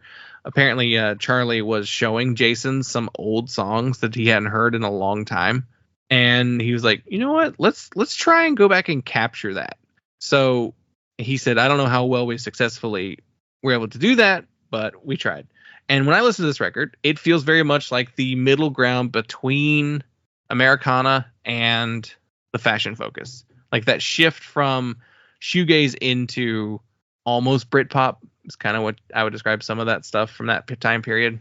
And looking at like when they were teasing this record and talking about it, I was like, oh, are they going to do a shoegaze record again? But then when the singles came out, I was like, no, they're not doing a shoegaze record, but they are kind of playing around with some of the sounds and some of the effects that you heard on Silver and Gold and Americana. But what do you think of Lust for Gold? I was looking forward to it. Obviously, Starflyer 59 is one of my favorite bands ever. So I listen to everything, and usually the day it comes out. But so I was curious to see what would happen.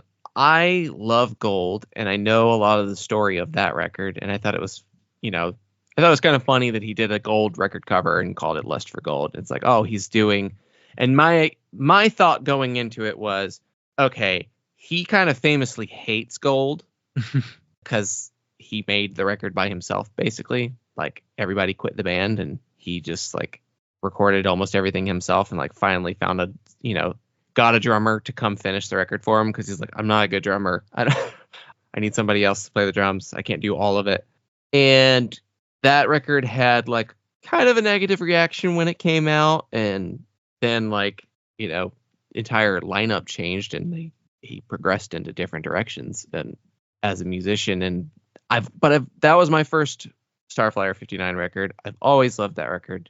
So I kind of expected this record to be him trying to make a version of that record that he's happy with, that he actually likes, that he actually has fun making.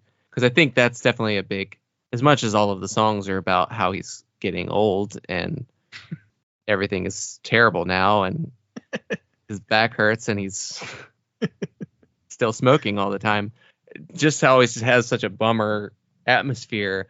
I get the feeling that he only keeps making Starflyer 59 records because he enjoys doing it and has fun. And that's definitely something he's kind of talked about in the few interviews that he's done in recent years, where he's just like, you know, I just want to make records with my friends and like help my kid make records and, you know, just like have fun doing it and not pursue this as, I mean, you know, gave up being a touring band a long time ago. 15 years ago. Yeah. Because he did an interview this year with As the Story Grows for their newsletter, because Jason Martin won't go on a podcast. He won't go on a podcast. But he did like answer 5 questions that this guy emailed him, and very short answers compared to the question length. Always funny. But yeah, 15 years since performing live.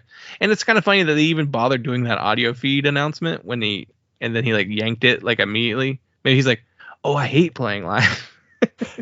But I had the same reading of this record that you did when I actually listened to it. Like, it definitely sounds more like Americana and Fashion Focus. And there's stuff that like sounds exactly like he wrote it in 1997, 1998. The song writing generally just doesn't quite sound like first two shoegaze slowcore Starflyer 59 records. And I think that's just, he's never going to write songs like that again. It's just, he's been writing songs in a different way for a really long time. But it was really cool to hear some of the guitar sounds that he gets on this record, because he's stripped back a lot of effects and distortion on his guitars over the years. So it was really wild to hear some full on like Levanka or like shoegaze feedback type guitars that he does on some of these songs. He does this one like feedback tremolo effect on some of those early records that he's just never really done since then. So it was really cool to hear that stuff again. But I really enjoyed this record. I think that I liked it more than the last one.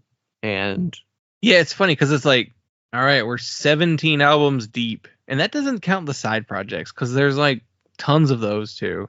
One this year, or 2 this year. One, Neon Horse, there was an EP for that band, and the other was a vinyl only album by a band called Red Strat, featuring the dude from the Prayer Chain as like the lead singer. And mostly this lineup minus Lenz. Frank Lenz is not on there, but everybody else from this record's on there. And yeah, it's just like so many albums. So it's kind of like, well, what's number 17 gonna sound like compared to number 16? And I definitely listened to this one more than I listened to Vanity, which was the last record. I liked Vanity, but I, for some reason, just didn't listen to it as much. I'm not sure why. But I revisited Vanity this year, and there's really interesting, cool things that he does on that record. And I think just overall, it doesn't have as good of a feel as this one has. yeah. And I think I might like this one more than Young in My Head as well. Yeah, I need to revisit that one.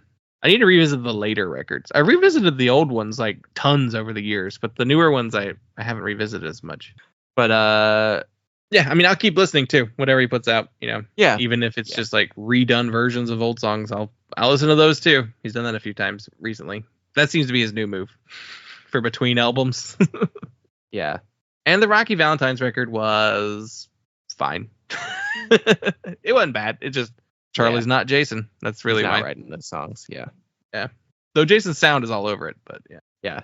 I mean, Jason Martin has a very sparse and simplistic writing style, and I think he's shockingly effective at just being like, at the last minute, oh yeah, this song needs lyrics. And then just goes, I miss my old dirt bike. He has lots of songs about his dad too. Jason loves his dad. I'm old. That's the theme of most of his records now. I'm old and I remember when I wasn't. All right, moving on to number 8. It is All of This Awaits You by Swami and the Bed of Nails.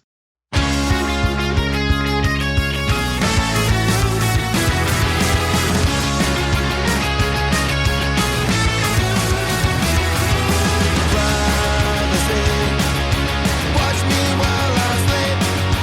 Listen to my breathing, but not when I speak. Privacy, take more than a peek. Gaze upon the rat tail.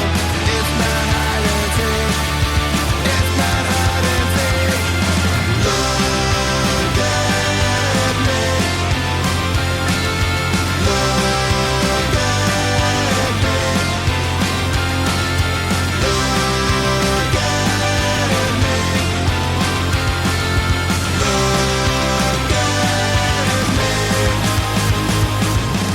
Released August 2nd on Swami Records from San Diego, California. This is the first album under the Bed of Nails moniker.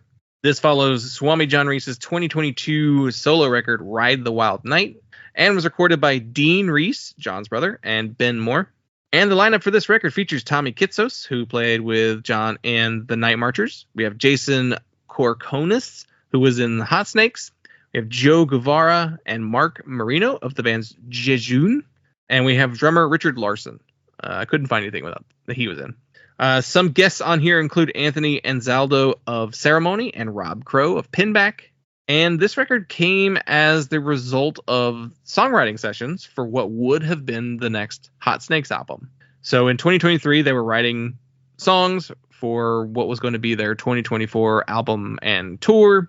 And unfortunately, Rick Froberg, the guitarist and vocalist of Hot Snakes, passed away. So at the end of last year, around November, John decided to finish working on the songs. Now, he said that some of the songs that they were writing at this time, he's like, I was going to save them for other projects. Maybe they weren't going to make the final cut for the Hot Snakes record, and decided just to use them here. And so it's not exactly what the next Hot Snakes record would have sounded like, but I do think this is as close as we would have gotten otherwise. It does really capture that high energy that Hot Snakes have, where John's other bands like Night Marchers and some of those other projects that he's done, they kind of like bounce around in like different like speeds and types of songwriting.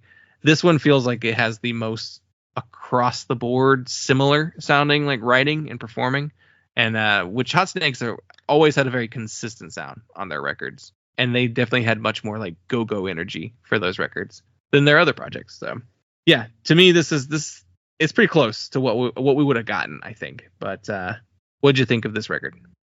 I was very much looking forward to this record. Obviously, huge John Reese fan. Have talked about them many times throughout the show. Absolutely loved Ride the Wild Night. The last Swami solo record was obviously it was really shocked and very upset by Rick Froberg's passing. That was a huge bummer, and especially knowing that it was like, oh, there was a Hot Snakes record in the works. Yeah. And so it was like, man, that's never really going to happen. And this is kind of like the realization of, it's what I figured was going to happen. Like I knew they weren't anywhere in terms of like having anything recorded to come out.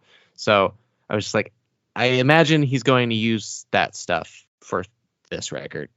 And it definitely shows. There's certainly some songs on here that like they sound especially like Hot Snakes, because I think that the last John Reese record, and I think generally John Reese's other non Rick Froberg related bands all have a different quality. Like John's guitar playing is a huge part of Hot Snakes, but there's something about like the construction of the songs, and especially, obviously like the melodies, because Rick is a very different singer than John, but like there was always a certain quality to Hot Snakes that like only really came out of John in that band. And Plosiv's tapped into it a lot too.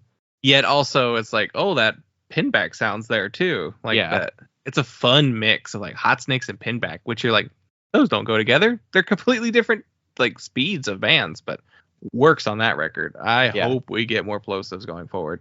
So I was really looking forward to this record, and I think this record starts out feeling more similar to Ride the Wild Night, where he's got funny songs. It starts silly, is really what you're. Yeah, it starts silly. It starts like you kind of expect a lot of John's solo stuff to be, the Rocket from the Crypt stuff, and his solo stuff is there's a silliness and a funness and just like a. So this record starts with like, I mean, How Are You Peeling? I don't think is quite as jokey, but No, it's not as bad, but the song title is. How Are You Peeling? But it also like it felt a little bit like a Rick Froberg-ish kind of wordplay. I don't know, but like Harbor Freight, shit's gonna break on you. Love that talking one. about talking about going to the hardware store. I buy 2 of everything. Ketchup, mustard, and relish. He's just describing the toppings of a hot dog. I don't know what else the song is about. But like, after the Harbor Freight, after Ketchup, Mustard, and Relish, like it then locks into this like surprising different like direction. The way this record builds and like that last stretch of probably like the last 3 songs on this record, phenomenal. I'm just like, I was totally blown away by it. And it was like, I had high expectations for it. John's amazing in the way that he's continued to set a high bar and surpass it every time. It's wild that he can do that. The consistency that man has produced over 30 plus years is incredible. Like, I cannot believe how good everything he's done has been since the first Rocket record. That's Since Pitchfork. yeah, like, and even Pitchfork, like, it sounds cool. That's kind of my takeaway with Pitchfork. It sounds cool. It's just clearly not there yet, but yeah, wild how good he's been for so long, and doesn't seem to be running out of ideas. Now, that being said, the thing he does, he kind of does on a lot of records, but no one else does it, so it feels fine, Well, it's just like, I don't know. There's just a bottomless well of riffs. Yeah, they all have his certain qualities as a guitar player, but they're all unique. Yeah. The songs all are unique and they stand on their own. Well, every band sounds different too. Yeah. The Night Marchers don't sound like the Sultans, who don't sound like Rocket, who don't sound like Hot Snakes, who don't sound like this. This being the closest to sounding like Hot Snakes, it's still, like you said, those first couple songs feel like the Swami record from 2022. So, yeah. All right, let's move on to number 7. It is Radar by Extra Arms.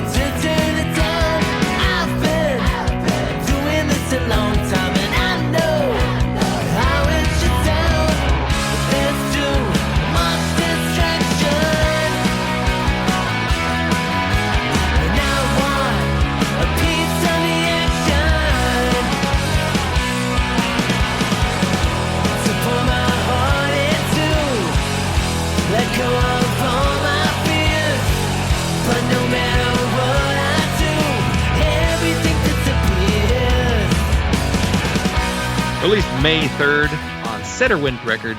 Extra Arms are from Detroit, Michigan. This is the band's 4th album, and the follow-up to 2022's What Is Even Happening Now, recorded by engineer Jeff Michael, who had worked with the band in the past. Extra Arms was initially a solo project titled Ryan Allen and His Extra Arms, and then they eventually became their own full band, starting with 2018's Headacre. Now, Ryan has continued to release solo music under his own name as well, and that tends to explore a couple more sounds outside of what Extra Arms does. Extra Arms is very much focused on writing some of the biggest hooks imaginable and writing just like incredible power pop tunes. This album is named after bassist Ryan Marshall's dog, Radar. And this is their first time recording together in the same room since 2022, because that record was recorded mostly remote. Everyone recorded their own parts at home and then send it all together. So this is the first time they're all together, and also their first record with their new guitarist Jordan Wright. So okay, this might be where I want to stick my power pop thoughts. To me, there's two kinds of power pop, two main kinds of power pop bands, not necessarily like the sounds exactly. Good and bad. I mean, yeah, I guess. But that's also kind of floats between the themes I'm approaching here. But there are two lanes of power pop. There are the people who are the artists and bands who are more interested in like 70s, 60s, and even some 90s power pop, like very focused on those kind of projects and those kind of bands. I think Extra Arms. I think Super Crush. I think, who did we talk about earlier? I've already forgotten. Liquid Mike. Yeah, like somebody like Liquid Mike. The other kind are emos playing power pop who are inspired by other emos playing power pop, and not so much the same sources that a lot of these other bands are pulling from. I know part of it's just an age gap. It really does, the people who are, Mark Palm of Super Crush is a lot older than the Super Weeks guys, Like the emos playing power pop, they start with Weezer and move up to the modern, the present day. The other ones I'm talking about are Weezer and back. Like Weezer tends to be on both sides of the fence, but those are like the two big styles of power pop to me. Extra Arms to me falls under the like pre-Weezer influence style of power pop, because when I listen to this, I hear 70s, 80s, 90s power pop. Like I hear some like classic power pop with Extra Arms. Yeah. I hear Elvis Costello, Nick Lowe, the Toms. Yeah. Matthew Sweet? Oh yeah. I guess what you're describing is real power pop and fake power pop. True power pop. Yeah.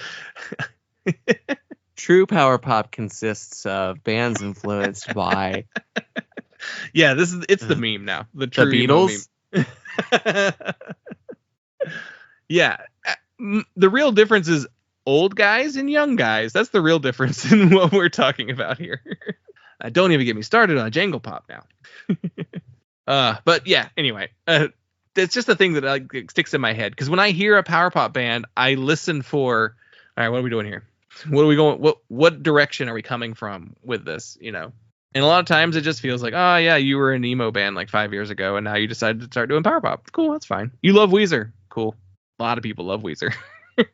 I think, yeah, I'm joking. I think that there's a natural progression of power pop if you follow the through line of influence from bands that were started in the 70s that were like, oh yeah, we're like super fans of the Beatles and the Beach Boys, and we're just doing new rock records that are influenced by that stuff, and then like how that progresses through the 80s and into the 90s, and like then it just gets crystallized at a certain point, and I think that point is around Weezer, to where that's like the main reference point, and people are just like, but I think no matter how you do it, it's very possible for people to, and I think that like the differences in quality for me and what I like are, there's definitely people that do it by the books and it's paint by numbers power pop, and that's what I joke about a lot. And then there's people like Extra Arms, bands like Extra Arms, bands like Super Crush, where they're like, okay, they're very influenced by a specific era of bands, but more importantly, like that's really just describing the trappings, the production style. What's more important are the songs that they're writing. Super Crush, you could take the dual guitars out and there would still be great songs. You know could- how you know could this? turn those into Lemonhead songs. You could turn those into Yeah. you could turn them into any other kind of subgenre of rock. They're still gonna be really good songs. That's what I get out of this Extra Arms record. Songs are killer. Yeah. And I was gonna say, the way you know that the songs are good and you take away the two guitars, it's because they did this exact thing and released demos of this entire record, and it fucking rules. The whole thing is great. It was on one of my best of 2024 demos, and kind of cheating because you have an entire record of the same songs too. But I will take the LP version of the demo versions. That's true, but the bones are there. The bones are their money, man. That's where it's at. I think we should start saying that. The bones are their money. Yeah.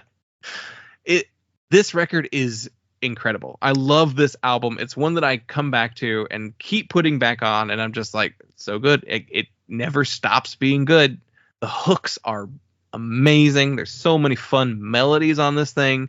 It rocks really hard. It's so good. I think the last record was maybe a little like punkier than this one. This one's like sugary sweet, like power pop stuff going on here. It's so good. Ryan has been making music for forever. Like, he started in like Thunderbirds Are Go. He didn't even started there. That was just like one of his first like breakout bands, which is a little bit more of like a garagey kind of thing. And so many different projects from him. And he's another one of these guys that just seems to like never run out of ideas and always has like something else. Like there's a new release from him every single year. I think last year he did the the solo record, and he has like his hardcore band, his like Rev Summer hardcore band, Big Life. He's not the singer in that one, but still plays guitar in it. Just like a fountain of riffs that just never ends, which I noticed that is kind of a thing that we like. We love a prolific musician. We're way into people who could continue to release amazing records, 17 Starflyer records, 30 years of John Reese albums, 20 years of Ryan Allen. I don't know when he started his stuff, but just so much material, and not afraid to take chances and not afraid to do something different. And I'm sure there's misses in everybody's catalogs. Not every song is a 5-star song, but man, just like the pure volume of output is always something I'm fascinated by and love digging into these just rich, deep histories. So yeah, I love Extra Arms. I love Ryan Allen's stuff. Like, just one of the best power pop guys around. And what is it about Michigan? That's Liquid Mike's a Michigan guy too. Something in the Lake Cup there. All right, number 6, Everything Is Love and Death by Oceanator.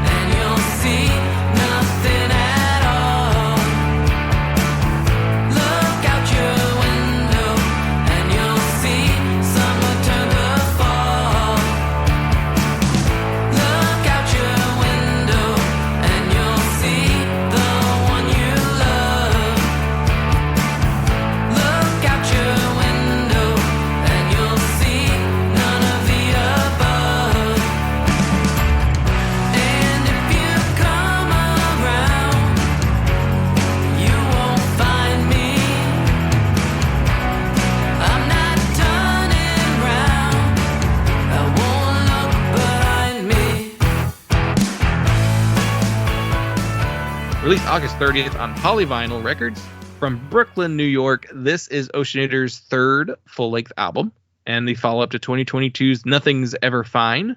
This record was produced by Will Yip, who is most known for working with bands like Turnstile and Title Fight and Code Orange, multiple Code Orange records. Oceanator is the musical project of Elise Okusami, and she mixes everything together: punk, emo, indie, grunge, singer-songwriter. It's such an eclectic mishmash of different styles that I never really know exactly what to call Oceanator, other than a rock band, I guess. The album's title is in reference to how all of her songs are either about the apocalypse or falling in love, and she spent a month in the studio with Will Yip, which is the longest she's ever spent on recording an album. And Elise plays nearly every instrument on this record to some degree. She plays all the different types of instruments. She's also joined by her brother, Mike Okusami, on here as well. And then Will Yip provides some additional, and her regular drummer, Andrew Whitehurst, is on this record as well. This is the kind of like going for it album, right? Yeah, I mean, the getting Will Yip was a decision. She's worked with her brother previously on the last 2 records, and so I think there's something in the choice to work with Will. I think, and I talked about this earlier this year when I talked about this record. I think that this record is the record that she needed to make right now. At this point in her career, in the kinds of tours that she gets on and where she's going with this band, and like, you know, I think she's not quite getting the press that she deserves, and I think it could be a case of maybe Oceanator is a band that just will do well and doesn't need to necessarily be a press band. But I think that this record has a focus to it that she needed to have for the kind of records that she needs to make. I think that this is probably the most consistent in style in terms of like song to song. I think everything generally lands in the same category, and there's not quite as wide of a swing, because like the last record has like, you know, heavy spacey stuff, and then also like almost ska punk, power pop, you know, pop punk stuff on it. And she's always kind of had those swings throughout the record of just like, this kind of song is very different from something else that's on the other side of this record. So I think there's a lot of consistency on this record. I love the big swings on the previous Oceanator records. I've always really appreciated that there's just like, hey, I wanted to do something that's really different, and just does it and does it well. But I think this is still an excellent record, easily one of my favorites from the year. Definitely one I had high expectations for, as with everything. And Oceanator has really been consistently my favorite band of the 2020s since that first record in 2020. I've just been really excited by everything that she puts out. So yeah, I mean, like you said, she'll have one song about a 6-minute song about the end of the world, and then like 2 songs later is a song about going to the beach, like a 2.5 minute song about going to the beach. So just like a wide swing of tone and style, but they really work. And I guess with this, working with Will Yip, maybe he's trying to like fine tune her into like a more consistent sound across the board.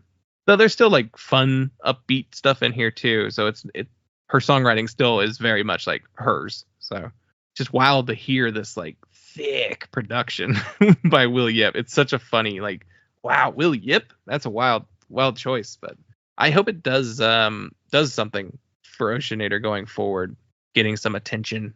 You're right. Not much press. Not big on press. Maybe she doesn't play the games to like get covered, because she gets on good tours. She's like on great support, you know, tours supporting artists all the time, and like her own tours have been really cool. So she's got the right people like vouching for her and taking her places. So, and I think also probably helps to just like have the professionalism. You know? Yeah. Outstanding. All right, let's move along to number 5, and it is Avoider by Ahem.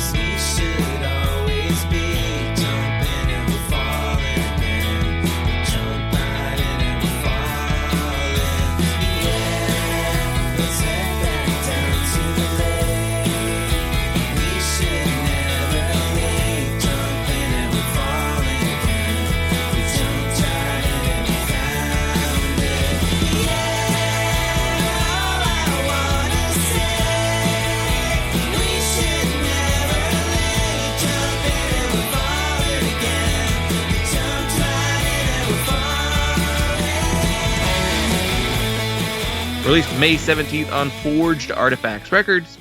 Ahem are from Minneapolis, Minnesota, and this is the band's second album following their 2019 record Try Again.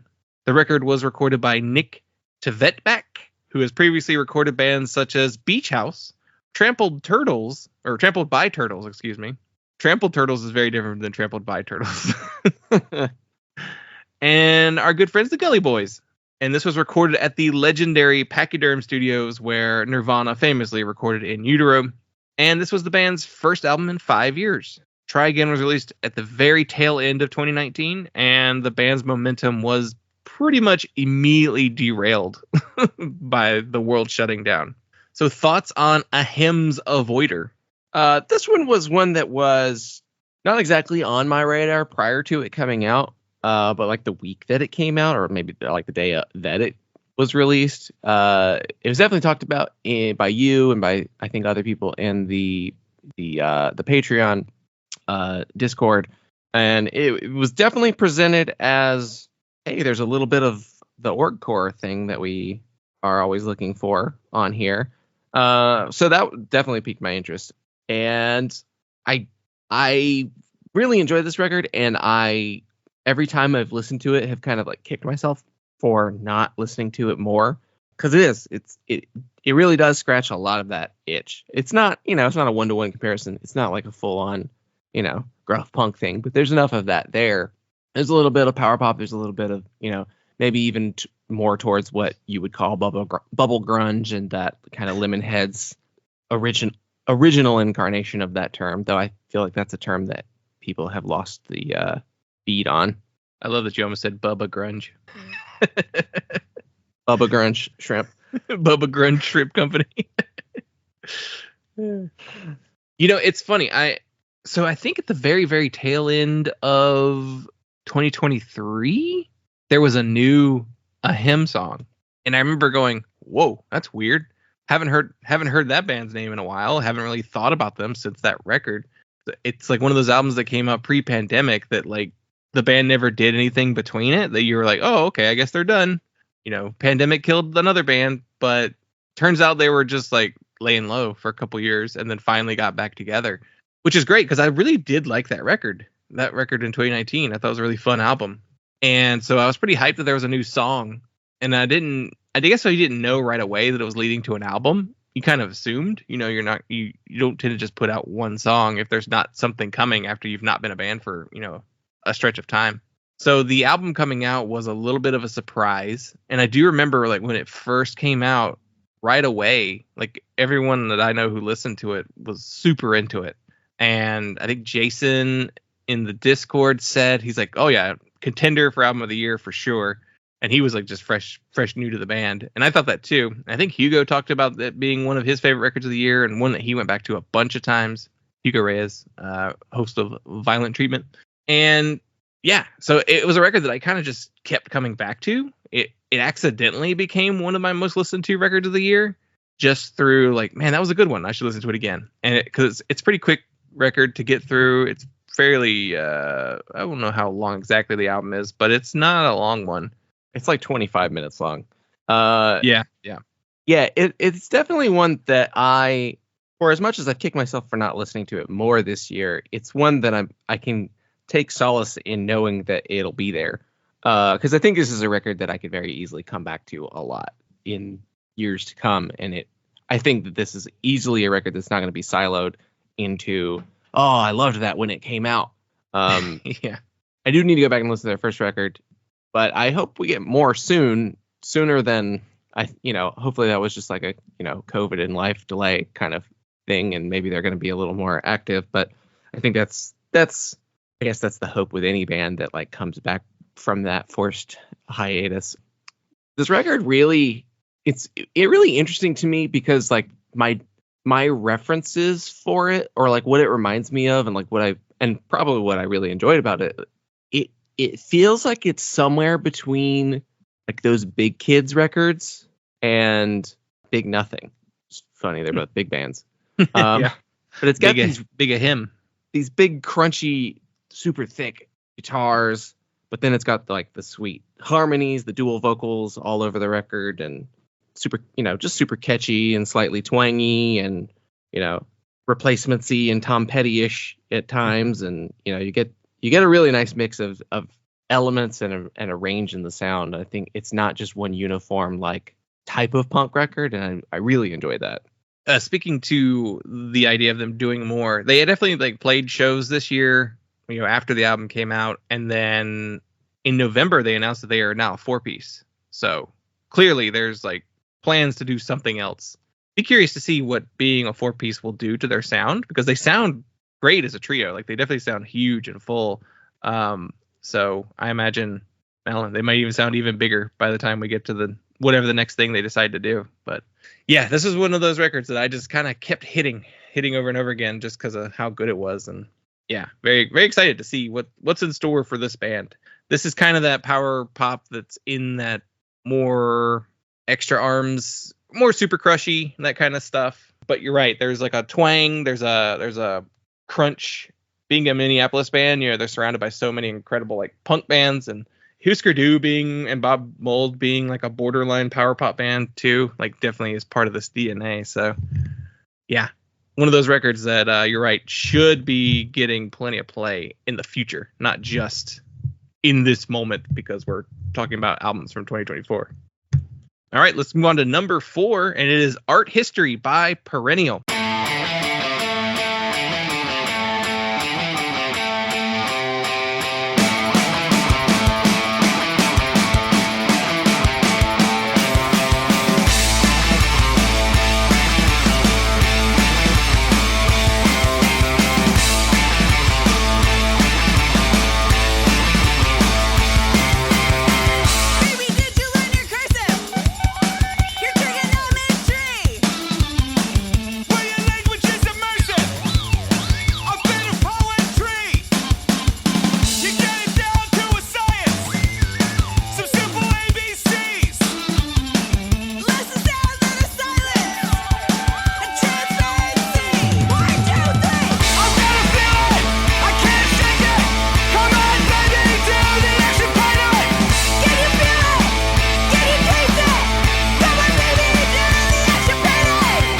Released June 7th on Ernest Jennings Record Company.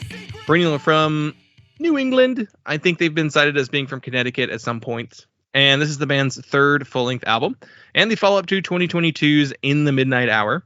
And Perennial are a 3-piece mod pop post-hardcore 60s soul band that continues to write insanely catchy yet chaotic music with really, really, really fun interplay between the two singers, Chad Jewett and Chelsea Hahn. I think Chad would be considered your lead singer because I feel like he sings most of the songs, but Chelsea sings lead in a lot of places too. I believe this is the last record that the band has with their drummer, Will Mulhern, because they announced a new drummer back in March, Siege Dioguardi. So I don't know exactly, what the lineup changes there entailed, but as far as I could tell, there's some pictures of the new guy playing drums, and I also saw some pictures of the old guy playing drums throughout the year. So I don't know. I don't know what's going to happen going forward, but it's a 21-minute album. No song hits the 3-minute mark at all. This album flies by. My favorite Perennial songs are the ones where they go, yeah, yeah, yeah, yeah, yeah. That's one of their trademarks. But yeah, their sound is like a mix of Blood Brothers, who we know is a massive, massive influence on Chad, but also that Who, I guess, maybe some Jam, Mod Revival sounds. This record has some interludes that are just like kind of a noisy, with some synthy electronic sort of stuff going on too. It's a blast. This band is so much fun to listen to. Like you just get amped up when you listen to this record. Yeah, Perennial is one of the more exciting bands to watch, just because I think they have everything dialed in perfectly. Like they have the sound, they have the mod rock, dance punk kind of experimental art band thing just worked out completely to where it's such an easy transition between just like groovy ass, like, single string riffs, just like not even power chords, just straight one note guitar riffs, killer fun grooves, the really interesting keys sounds and the textures that adds to it, and just like immediately memorable, hooky, anthemic vocals that like you just want to football chant along to, you know. And it's art music for punters. And then you get these cool like interstitial tracks and they're interesting textures and shifting, you know, through these like ideas really quickly, and it's nothing that like, you know, it's not like a huge skip track. Like it's actually something that's pretty well integrated into the record, and you want to listen to it and you want to hear what they're doing, and it really does give you a little bit of a breath between the super upbeat, tambourine shaking, hardcore songs. It's kind of funny because Perennial aren't hardcore in the sense of what most hardcore bands are, but they are more hardcore than many tough guy bands, because I've seen lots of pictures of devastation to Chad's fingers from windmilling on his guitar. So where's that energy in hardcore these days? But they also, on top of having like the sound, which is, you know, arguably is the most important part, they also have the look. They've got such a great, streamlined, consistent like art direction through everything, and it's just like, and it really does such a great job of communicating what you're getting. Of like, you're gonna get like a mile marker meets Stereolab meets the Hives. Like you just know, you could tell from looking at the art what you're gonna get from it, and then it delivers on that with having the sound and having the songwriting chops. And then they do such a good job of documenting everything that they do. Showing the process of how they make records is really exciting and fun to watch. They just have such a great relationship with the studios, you know, and the engineer that they work with consistently, and like that they can work out something on their own time, show up to the studio, then kind of play the studio as an instrument and find new sounds and new ways to express that idea that they have, like an idea of going into the, you know, for each song. It's great to see a band make that process part of their whole presentation and it not be distracting or the whole point. It's more inspiring and like, oh, okay, that's where that came from, or that's how they got, you know, and that's the influence that they were drawing from, and they can point to that stuff, and it doesn't feel like, oh, well, this is just super derivative, like, oh, we're gonna go make our Sgt. Pepper's, you know, like they're like, this little thing on this song on Sgt. Pepper's is inspired this that we did on this record. You know, they can take those minutia from their influences and blow them out into other bigger ideas. So the process of it and the influences are really important, but you also get something that you can enjoy fully on its own without knowing how it was made or where it was influenced. And it's not, you know, either way, it's a lot of fun and really enjoyable. Yeah, they're one of those bands that I've yet to see live, and I'm dying to see, because I've seen footage of them playing and photos, and it's like, oh, this looks like so much fun. And then the music itself is incredibly fun. So pairing like an excellent live show with, you know, music that actually makes you want to dance in some way is kind of rare. So like, I'm really, really wanting to see them at some point. I know they just did a tour of Europe, or mainly the UK, I believe. And it's like, man, y'all can't come to the South. Nobody comes to the South. Nobody wants to be in the South. Don't blame them for a lot of reasons. But it's funny because they went and did a UK tour, but they haven't done a ton of like touring here in the US in general. I think they just do some like spot runs that they do up north, but they stay primarily in the Northeast. But that kind of makes sense. Northeast and in the UK geographically are laid out similarly, where, you know, cities are close enough together that it's not like, oh, 6 hours between cities. But dying to see them live at some point. I need a festival to put them on or something, you know, to get them out of the Northeast. But God, it's such a fun record, and they're kind of machines right now. Like they're putting stuff out at a pretty high rate, because they did the LP in 2022, they did the EP in 2023, where they redid some songs from their first album, and then they turn around and put this out really quick too. This one has a bigger label behind them. Ernest Jennings is the label of like Warriors, and some other bands too. Probably bigger bands than them, but that's just who I think of first. So yeah, I'm hoping Exposure gets them a little more attention so we can get them in front of our eyeballs. But yeah, really fun record. All right, number 3, it is Lipstick on a Pig by Cowboy Boy.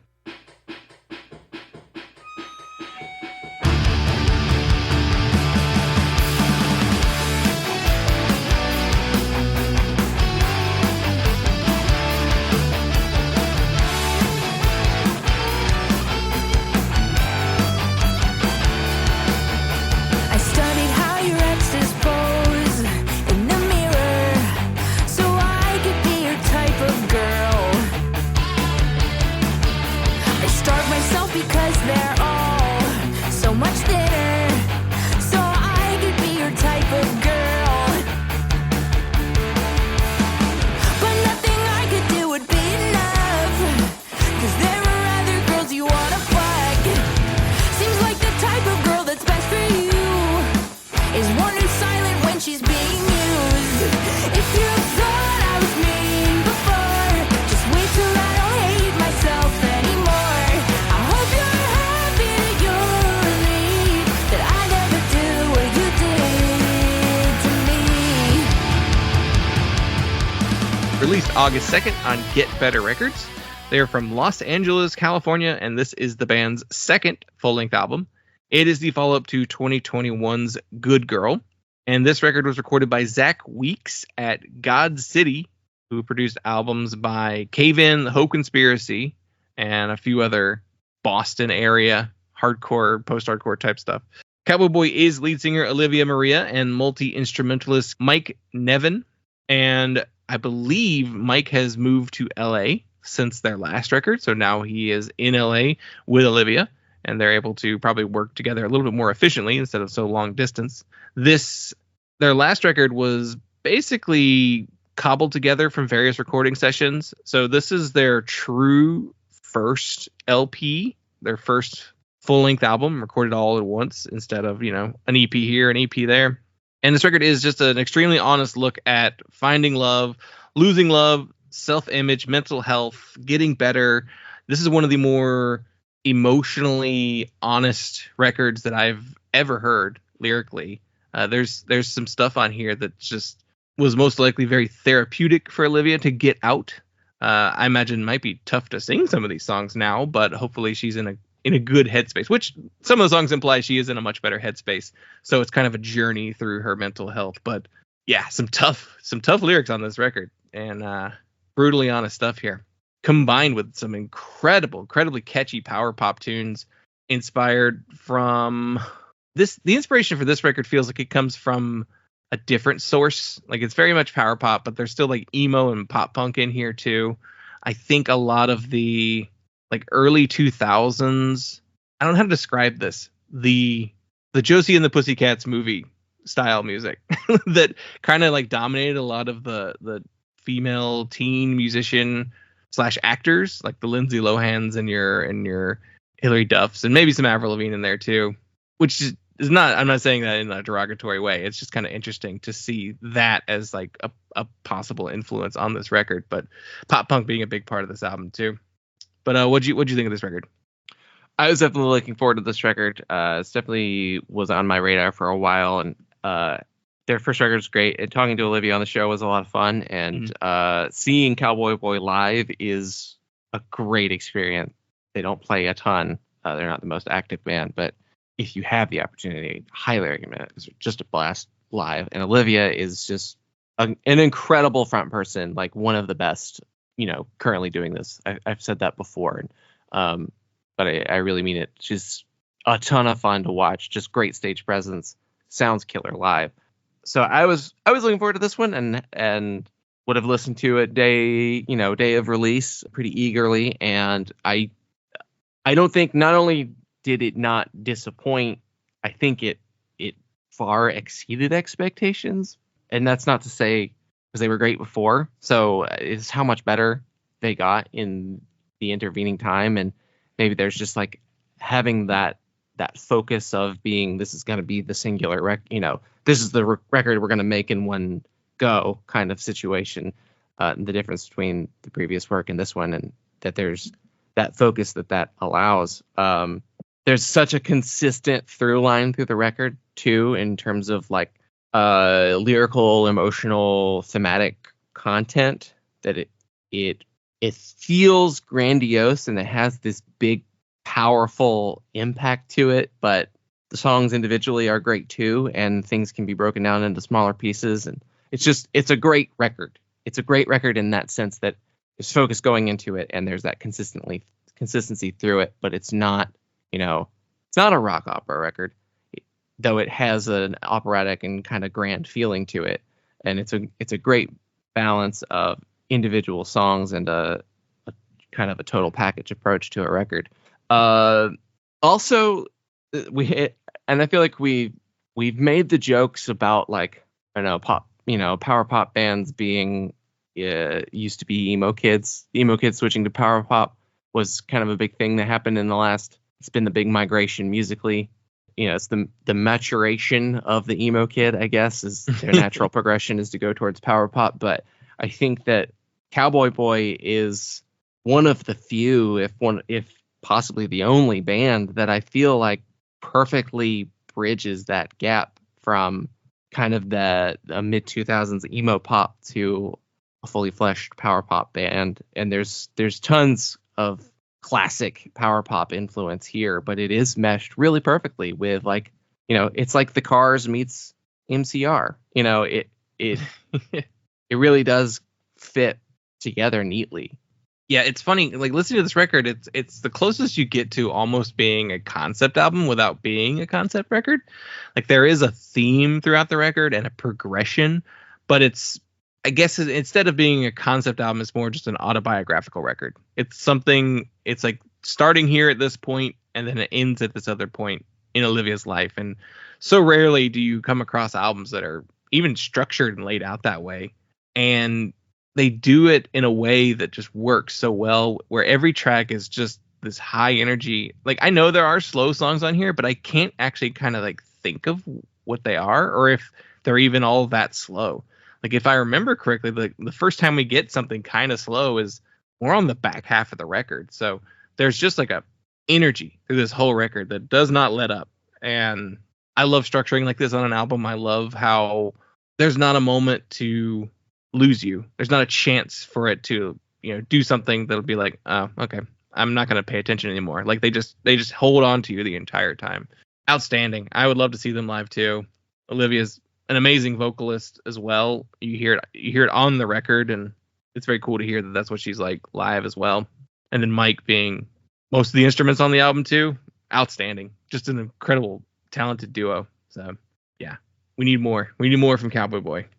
All right, it is number 2, and it is Love Child by Sweat.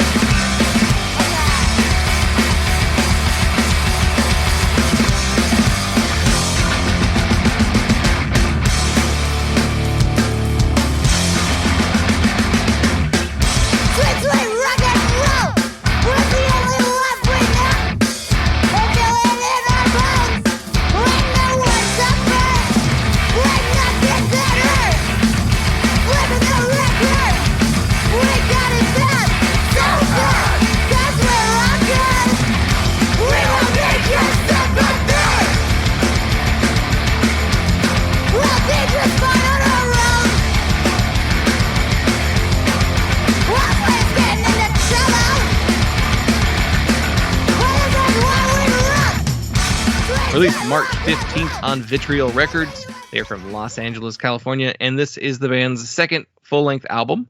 It is the follow-up to 2022's Gotta Give It Up, and it was recorded and produced by the band as well as Jack Shirley. And members of this group are from the bands Graf Orlock, Go Slim, Dogteeth, and Dangers. And this record tackles a mix of topics, including some more negative subjects like Big Pharma, I think that that now carries a different kind of weight here in December than when the album came out in March. So yeah, that's fun energy. There's mass shootings on here, paranoia, trauma, but then there's positive subjects like literally just dancing. Like dancing is the subject of one of the songs on this record, and performing live as a band, and just like having fun with as a group like this. And Sweat are a band whose style of hardcore is very, very unique sounding. Like I cannot think of any other bands that sound like Sweat do.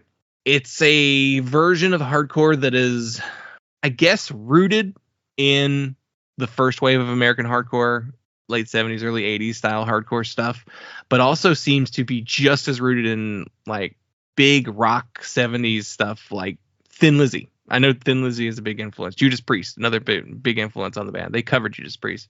So it's a fun mix of like hardcore with some like groove and boogie that goes into that other sound. So yeah, Sweat are one of the best hardcore bands today. I love everything they have put out to this point. And everything is pretty much everything they put out, I would put on almost the same level of quality. Like I think the 2 LPs, the first EP, the split they did with Negative Blast, like everything they've put out is just this top tier quality music, which with the people involved in the project makes total sense. What'd you think of this one? I was definitely excited for this one. This is probably one of the 2 or 3 like most eagerly awaited. Like I knew they were coming and I was just like itching to press play on them, you know.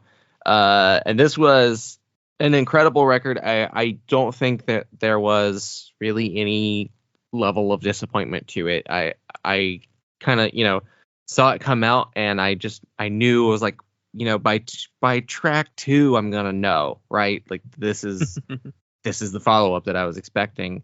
And I was right. I mean, I was right. It was literally track 2. That catchy riff with the swagger and the breaks in it, those stop-start parts in Give Me Action are just it put me over immediately. I was like the rest of this record can be whatever. I'm just like, man, they just really hit that first 1-2 and I was locked in. Fortunately, the rest of the record isn't just whatever, and it is a lot of fun. I mean, there's such wild swings like the real good, the whisper part on Love Child where it comes down to that little palm muted little guitar lick and there's real good. it feels like a Henry Rollins bit. Just a fantastic record. It's and like you said, kind of not anyone, no one really sounds like this. And I think that's something we identified pretty early. All of the hardcore that we loved from this year are just bands that have their own unique identity. And Sweat has certainly had their own unique identity from the get-go. And I think they figured out what worked immediately. And I don't even know that they had necessarily like we're going to do this kind of hardcore band, you know, mentality going into it. I think they just kind of locked into these ideas of like what's exciting to them in the moment, and it all came together in this really nice package. And you have an incredible, unique vocalist. You have, you know, Justin Smith just has riffs for days. I mean, he's always been one of my favorite guitarists in hardcore, and it's just fascinating to see how far he can keep going with such a signature sound. And it's definitely comparable to someone like John Reese that we've talked about today in terms of just having a unique voice on the guitar and seemingly never running out of ideas, even though everything kind of falls in the same, like their style, but it doesn't turn into, you know, Chuck Berry having the producer tag signature riff on every song. There's something new and engaging on the guitar in every song. And then you wrap it up with this awesome, thundering, rumbling, low tune, heavy rock and roll drum kit sound. Great snare sound. I mean, that's always the thing to make a hardcore record really pop. Find that snare sound that doesn't sound like anything else. Pepper in some cowbell, some fun tom grooves, and it's a killer record. I had a lot of fun. Yeah, every piece of this band is incredible. You know, Justin Smith has his tone. I guess that's the thing that probably carries across from all of the projects. His very specific way of playing his guitar. And I don't know if that's just a gear choice, if that's, just what he's figured out he needs to do as a songwriter, but just an incredible guitarist. And you're right. The drumming is like, you called it like just rock drumming. That really makes sense because it doesn't drum anything like a hardcore record normally would sound like. It does sound like someone with a rock kit, like just playing alongside these riffs, and works so well. It helps create their own little identity. And it's always reminded me of Jesse Smith from Zayo, the classic Zayo records, and especially like Liberate, the kind of the middle period where he's making the weirdest choices he can on the drums. Parade of Chaos being like the record that is the most signature, like, he just did a little five-piece rock kit, big 70s rock sound. And it has that similarity. But I think there's also the playing style and the fills, and there's a sensibility to the drumming that isn't just like Sashi D beats, Yeah. It's not just your garden variety hardcore drumming. There's thought going into everything that the drums are doing and how it accents what the vocals are doing and the bass is doing what the guitars are doing. A high bar. Sweat has cleared that bar multiple times now and set a record for everybody, I think. Yeah. And we can't forget Tuna. Tuna is one of my absolute favorite lead singers in hardcore. Like, she has such a fun style that is kind of messy in a way, but it just works so well with the entire mood that they've crafted with this band. Like, I'm a massive fan of all of the Justin Smith family tree bands, the Graf Orlock family tree. I love just about everything they do.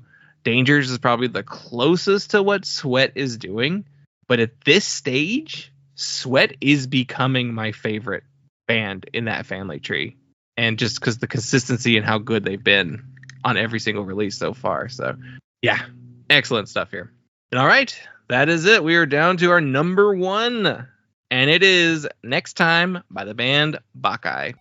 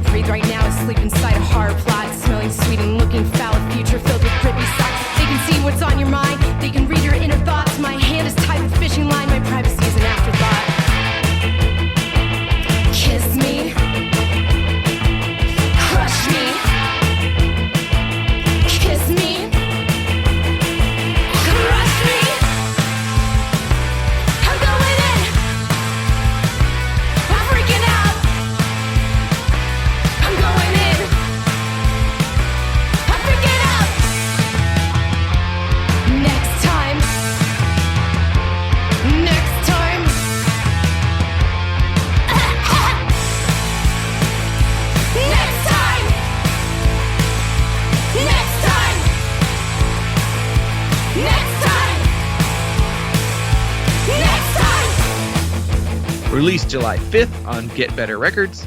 Bacchae were from Washington, D.C., and this is the band's third full-length album. This was a follow-up to 2020's Pleasure Vision, and was produced by Jay Robbins.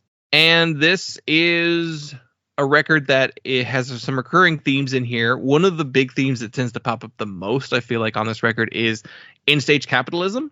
There's a lot of songs about work and working for people and not being, taken care of by our work that we devote so much time to. Capital is a big topic on this record, and about how it's ruining our lives. And I wonder how much of that was born out of maybe personal frustrations in their own lives, but identified a lot with the lyrics on this record. In September, the band announced that they would be calling it quits. They wound up canceling some shows. They had a brief little tour set up they wound up having to cancel that tour, and then not too long after announced, okay, we're done as a band. They, you know, put all the merch they had printed up for the tour on sale, and annoyed I missed one of the items that I wanted, but they lasted from 2016 to 2024. They released 3 LPs and an EP. It's a good little run. I hate that it's over, but they went out with a banger. Like, this record is just so good. And it took me a minute. It took me a minute to really get into this one. Pleasure Vision, I was like immediately hooked by. That record came out, I was into it immediately. And so when this one came out, my first listen through the album, I was like, there's something different going on here. They didn't just go in and carbon copy the previous album. You know, even though they're working with Jay Robbins again, the songwriting on this one is a little bit more post-punk influenced, a little bit more new wavy in places. The keys were always a part of the band's sound, but this time around they lean more pop on this record. I saw comparisons to the B-52s for this record, and I definitely hear that in some places, mainly just like the songwriting. But then it's still from that line of DC punks. Like, it's very much inspired by Hugh and Not You and Black Eyes and a lot of that like early 2000s Discord sound. And it grew on me. Like, it was a record that it took me a minute to kind of like latch on to those different elements coming into this album. And by the time I really dug into it, I don't know which I like better now. Like, it's one of those cases of I love both these records equally for different reasons. So it's not a case of a sophomore slump. It's not a case of the second one's better than the first. It's just like, man, it's good but different in really fun ways. But what'd you think of Buckeye's final album? I loved it. I am super heartbroken that they have called it quits, because I think they're one of the best bands of this decade. Pleasure Vision was easily one of my favorite records of 2020. It's continued to be one of my favorite records of the 2020s.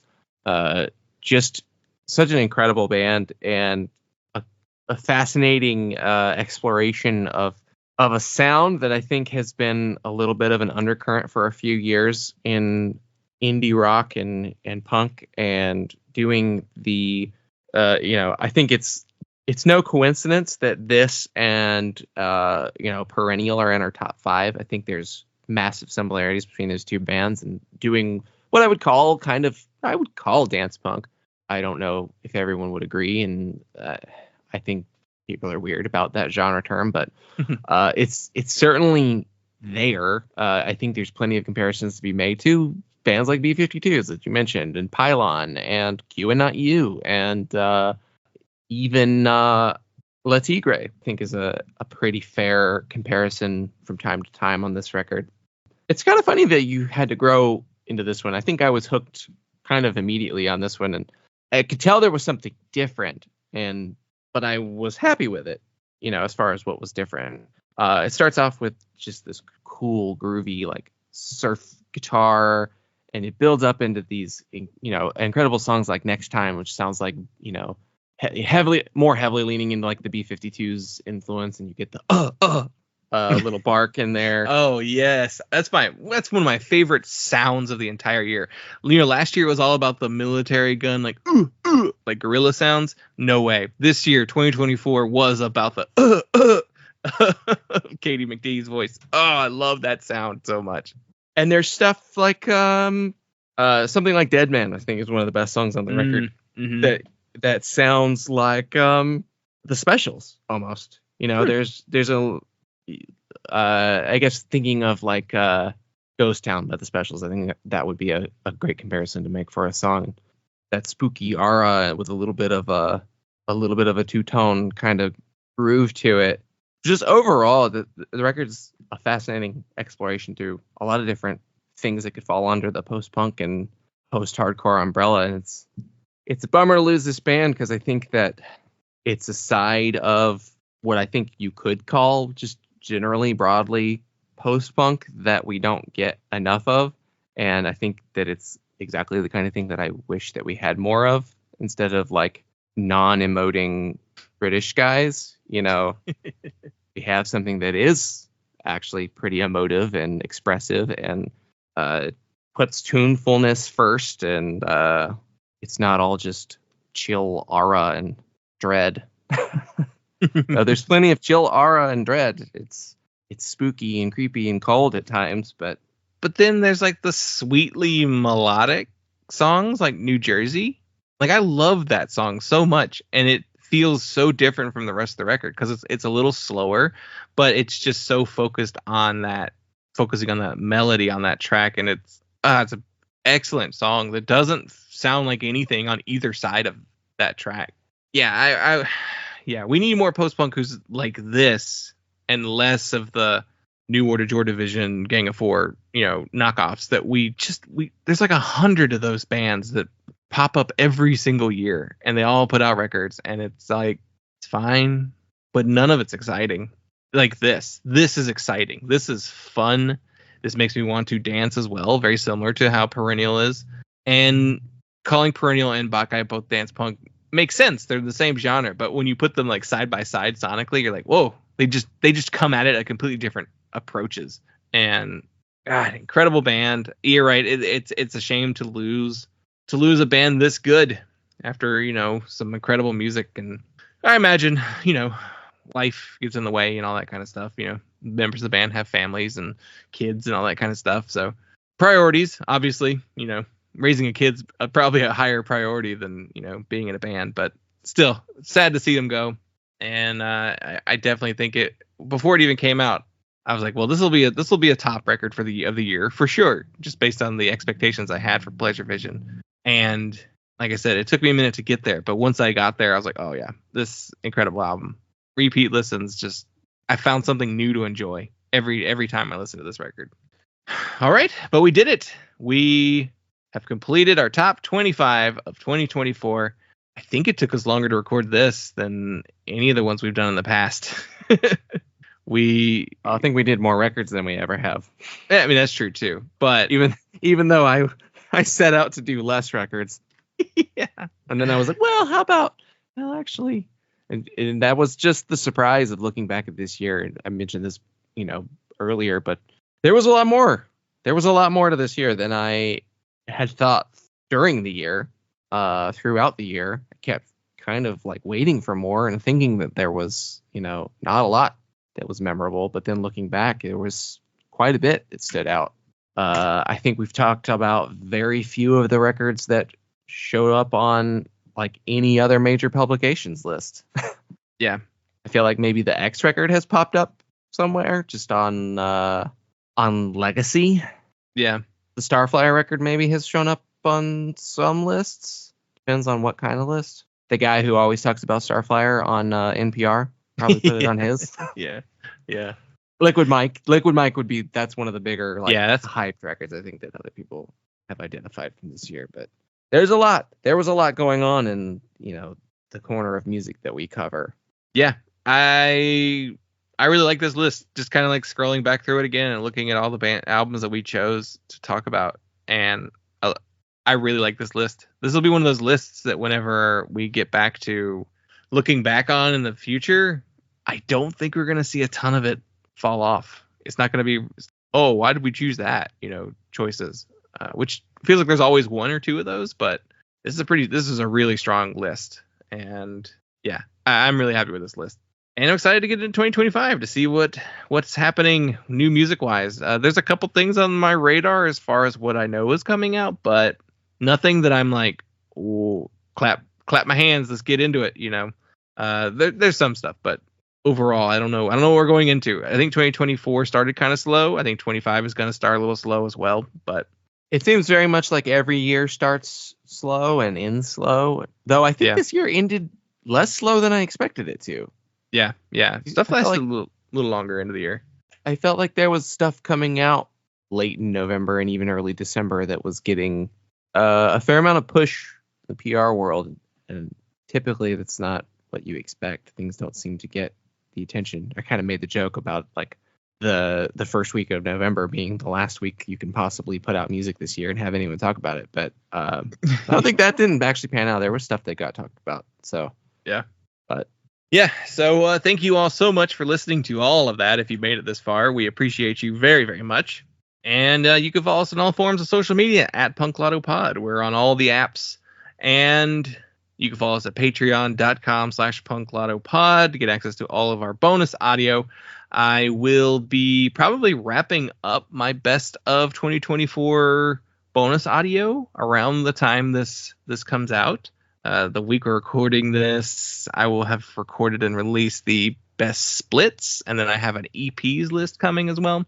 Depending on how I feel, I might do like a runner-up list of albums, but there's no guarantee that's happening. I might be too tired by the time we do the EP episode and the guest list audio. So Dylan won't be with us next week, but filling in, we'll have a couple friends talking about their favorite albums of 2024. And all right, let's get out of here. So thank you all so much for listening, and we will talk to you next time.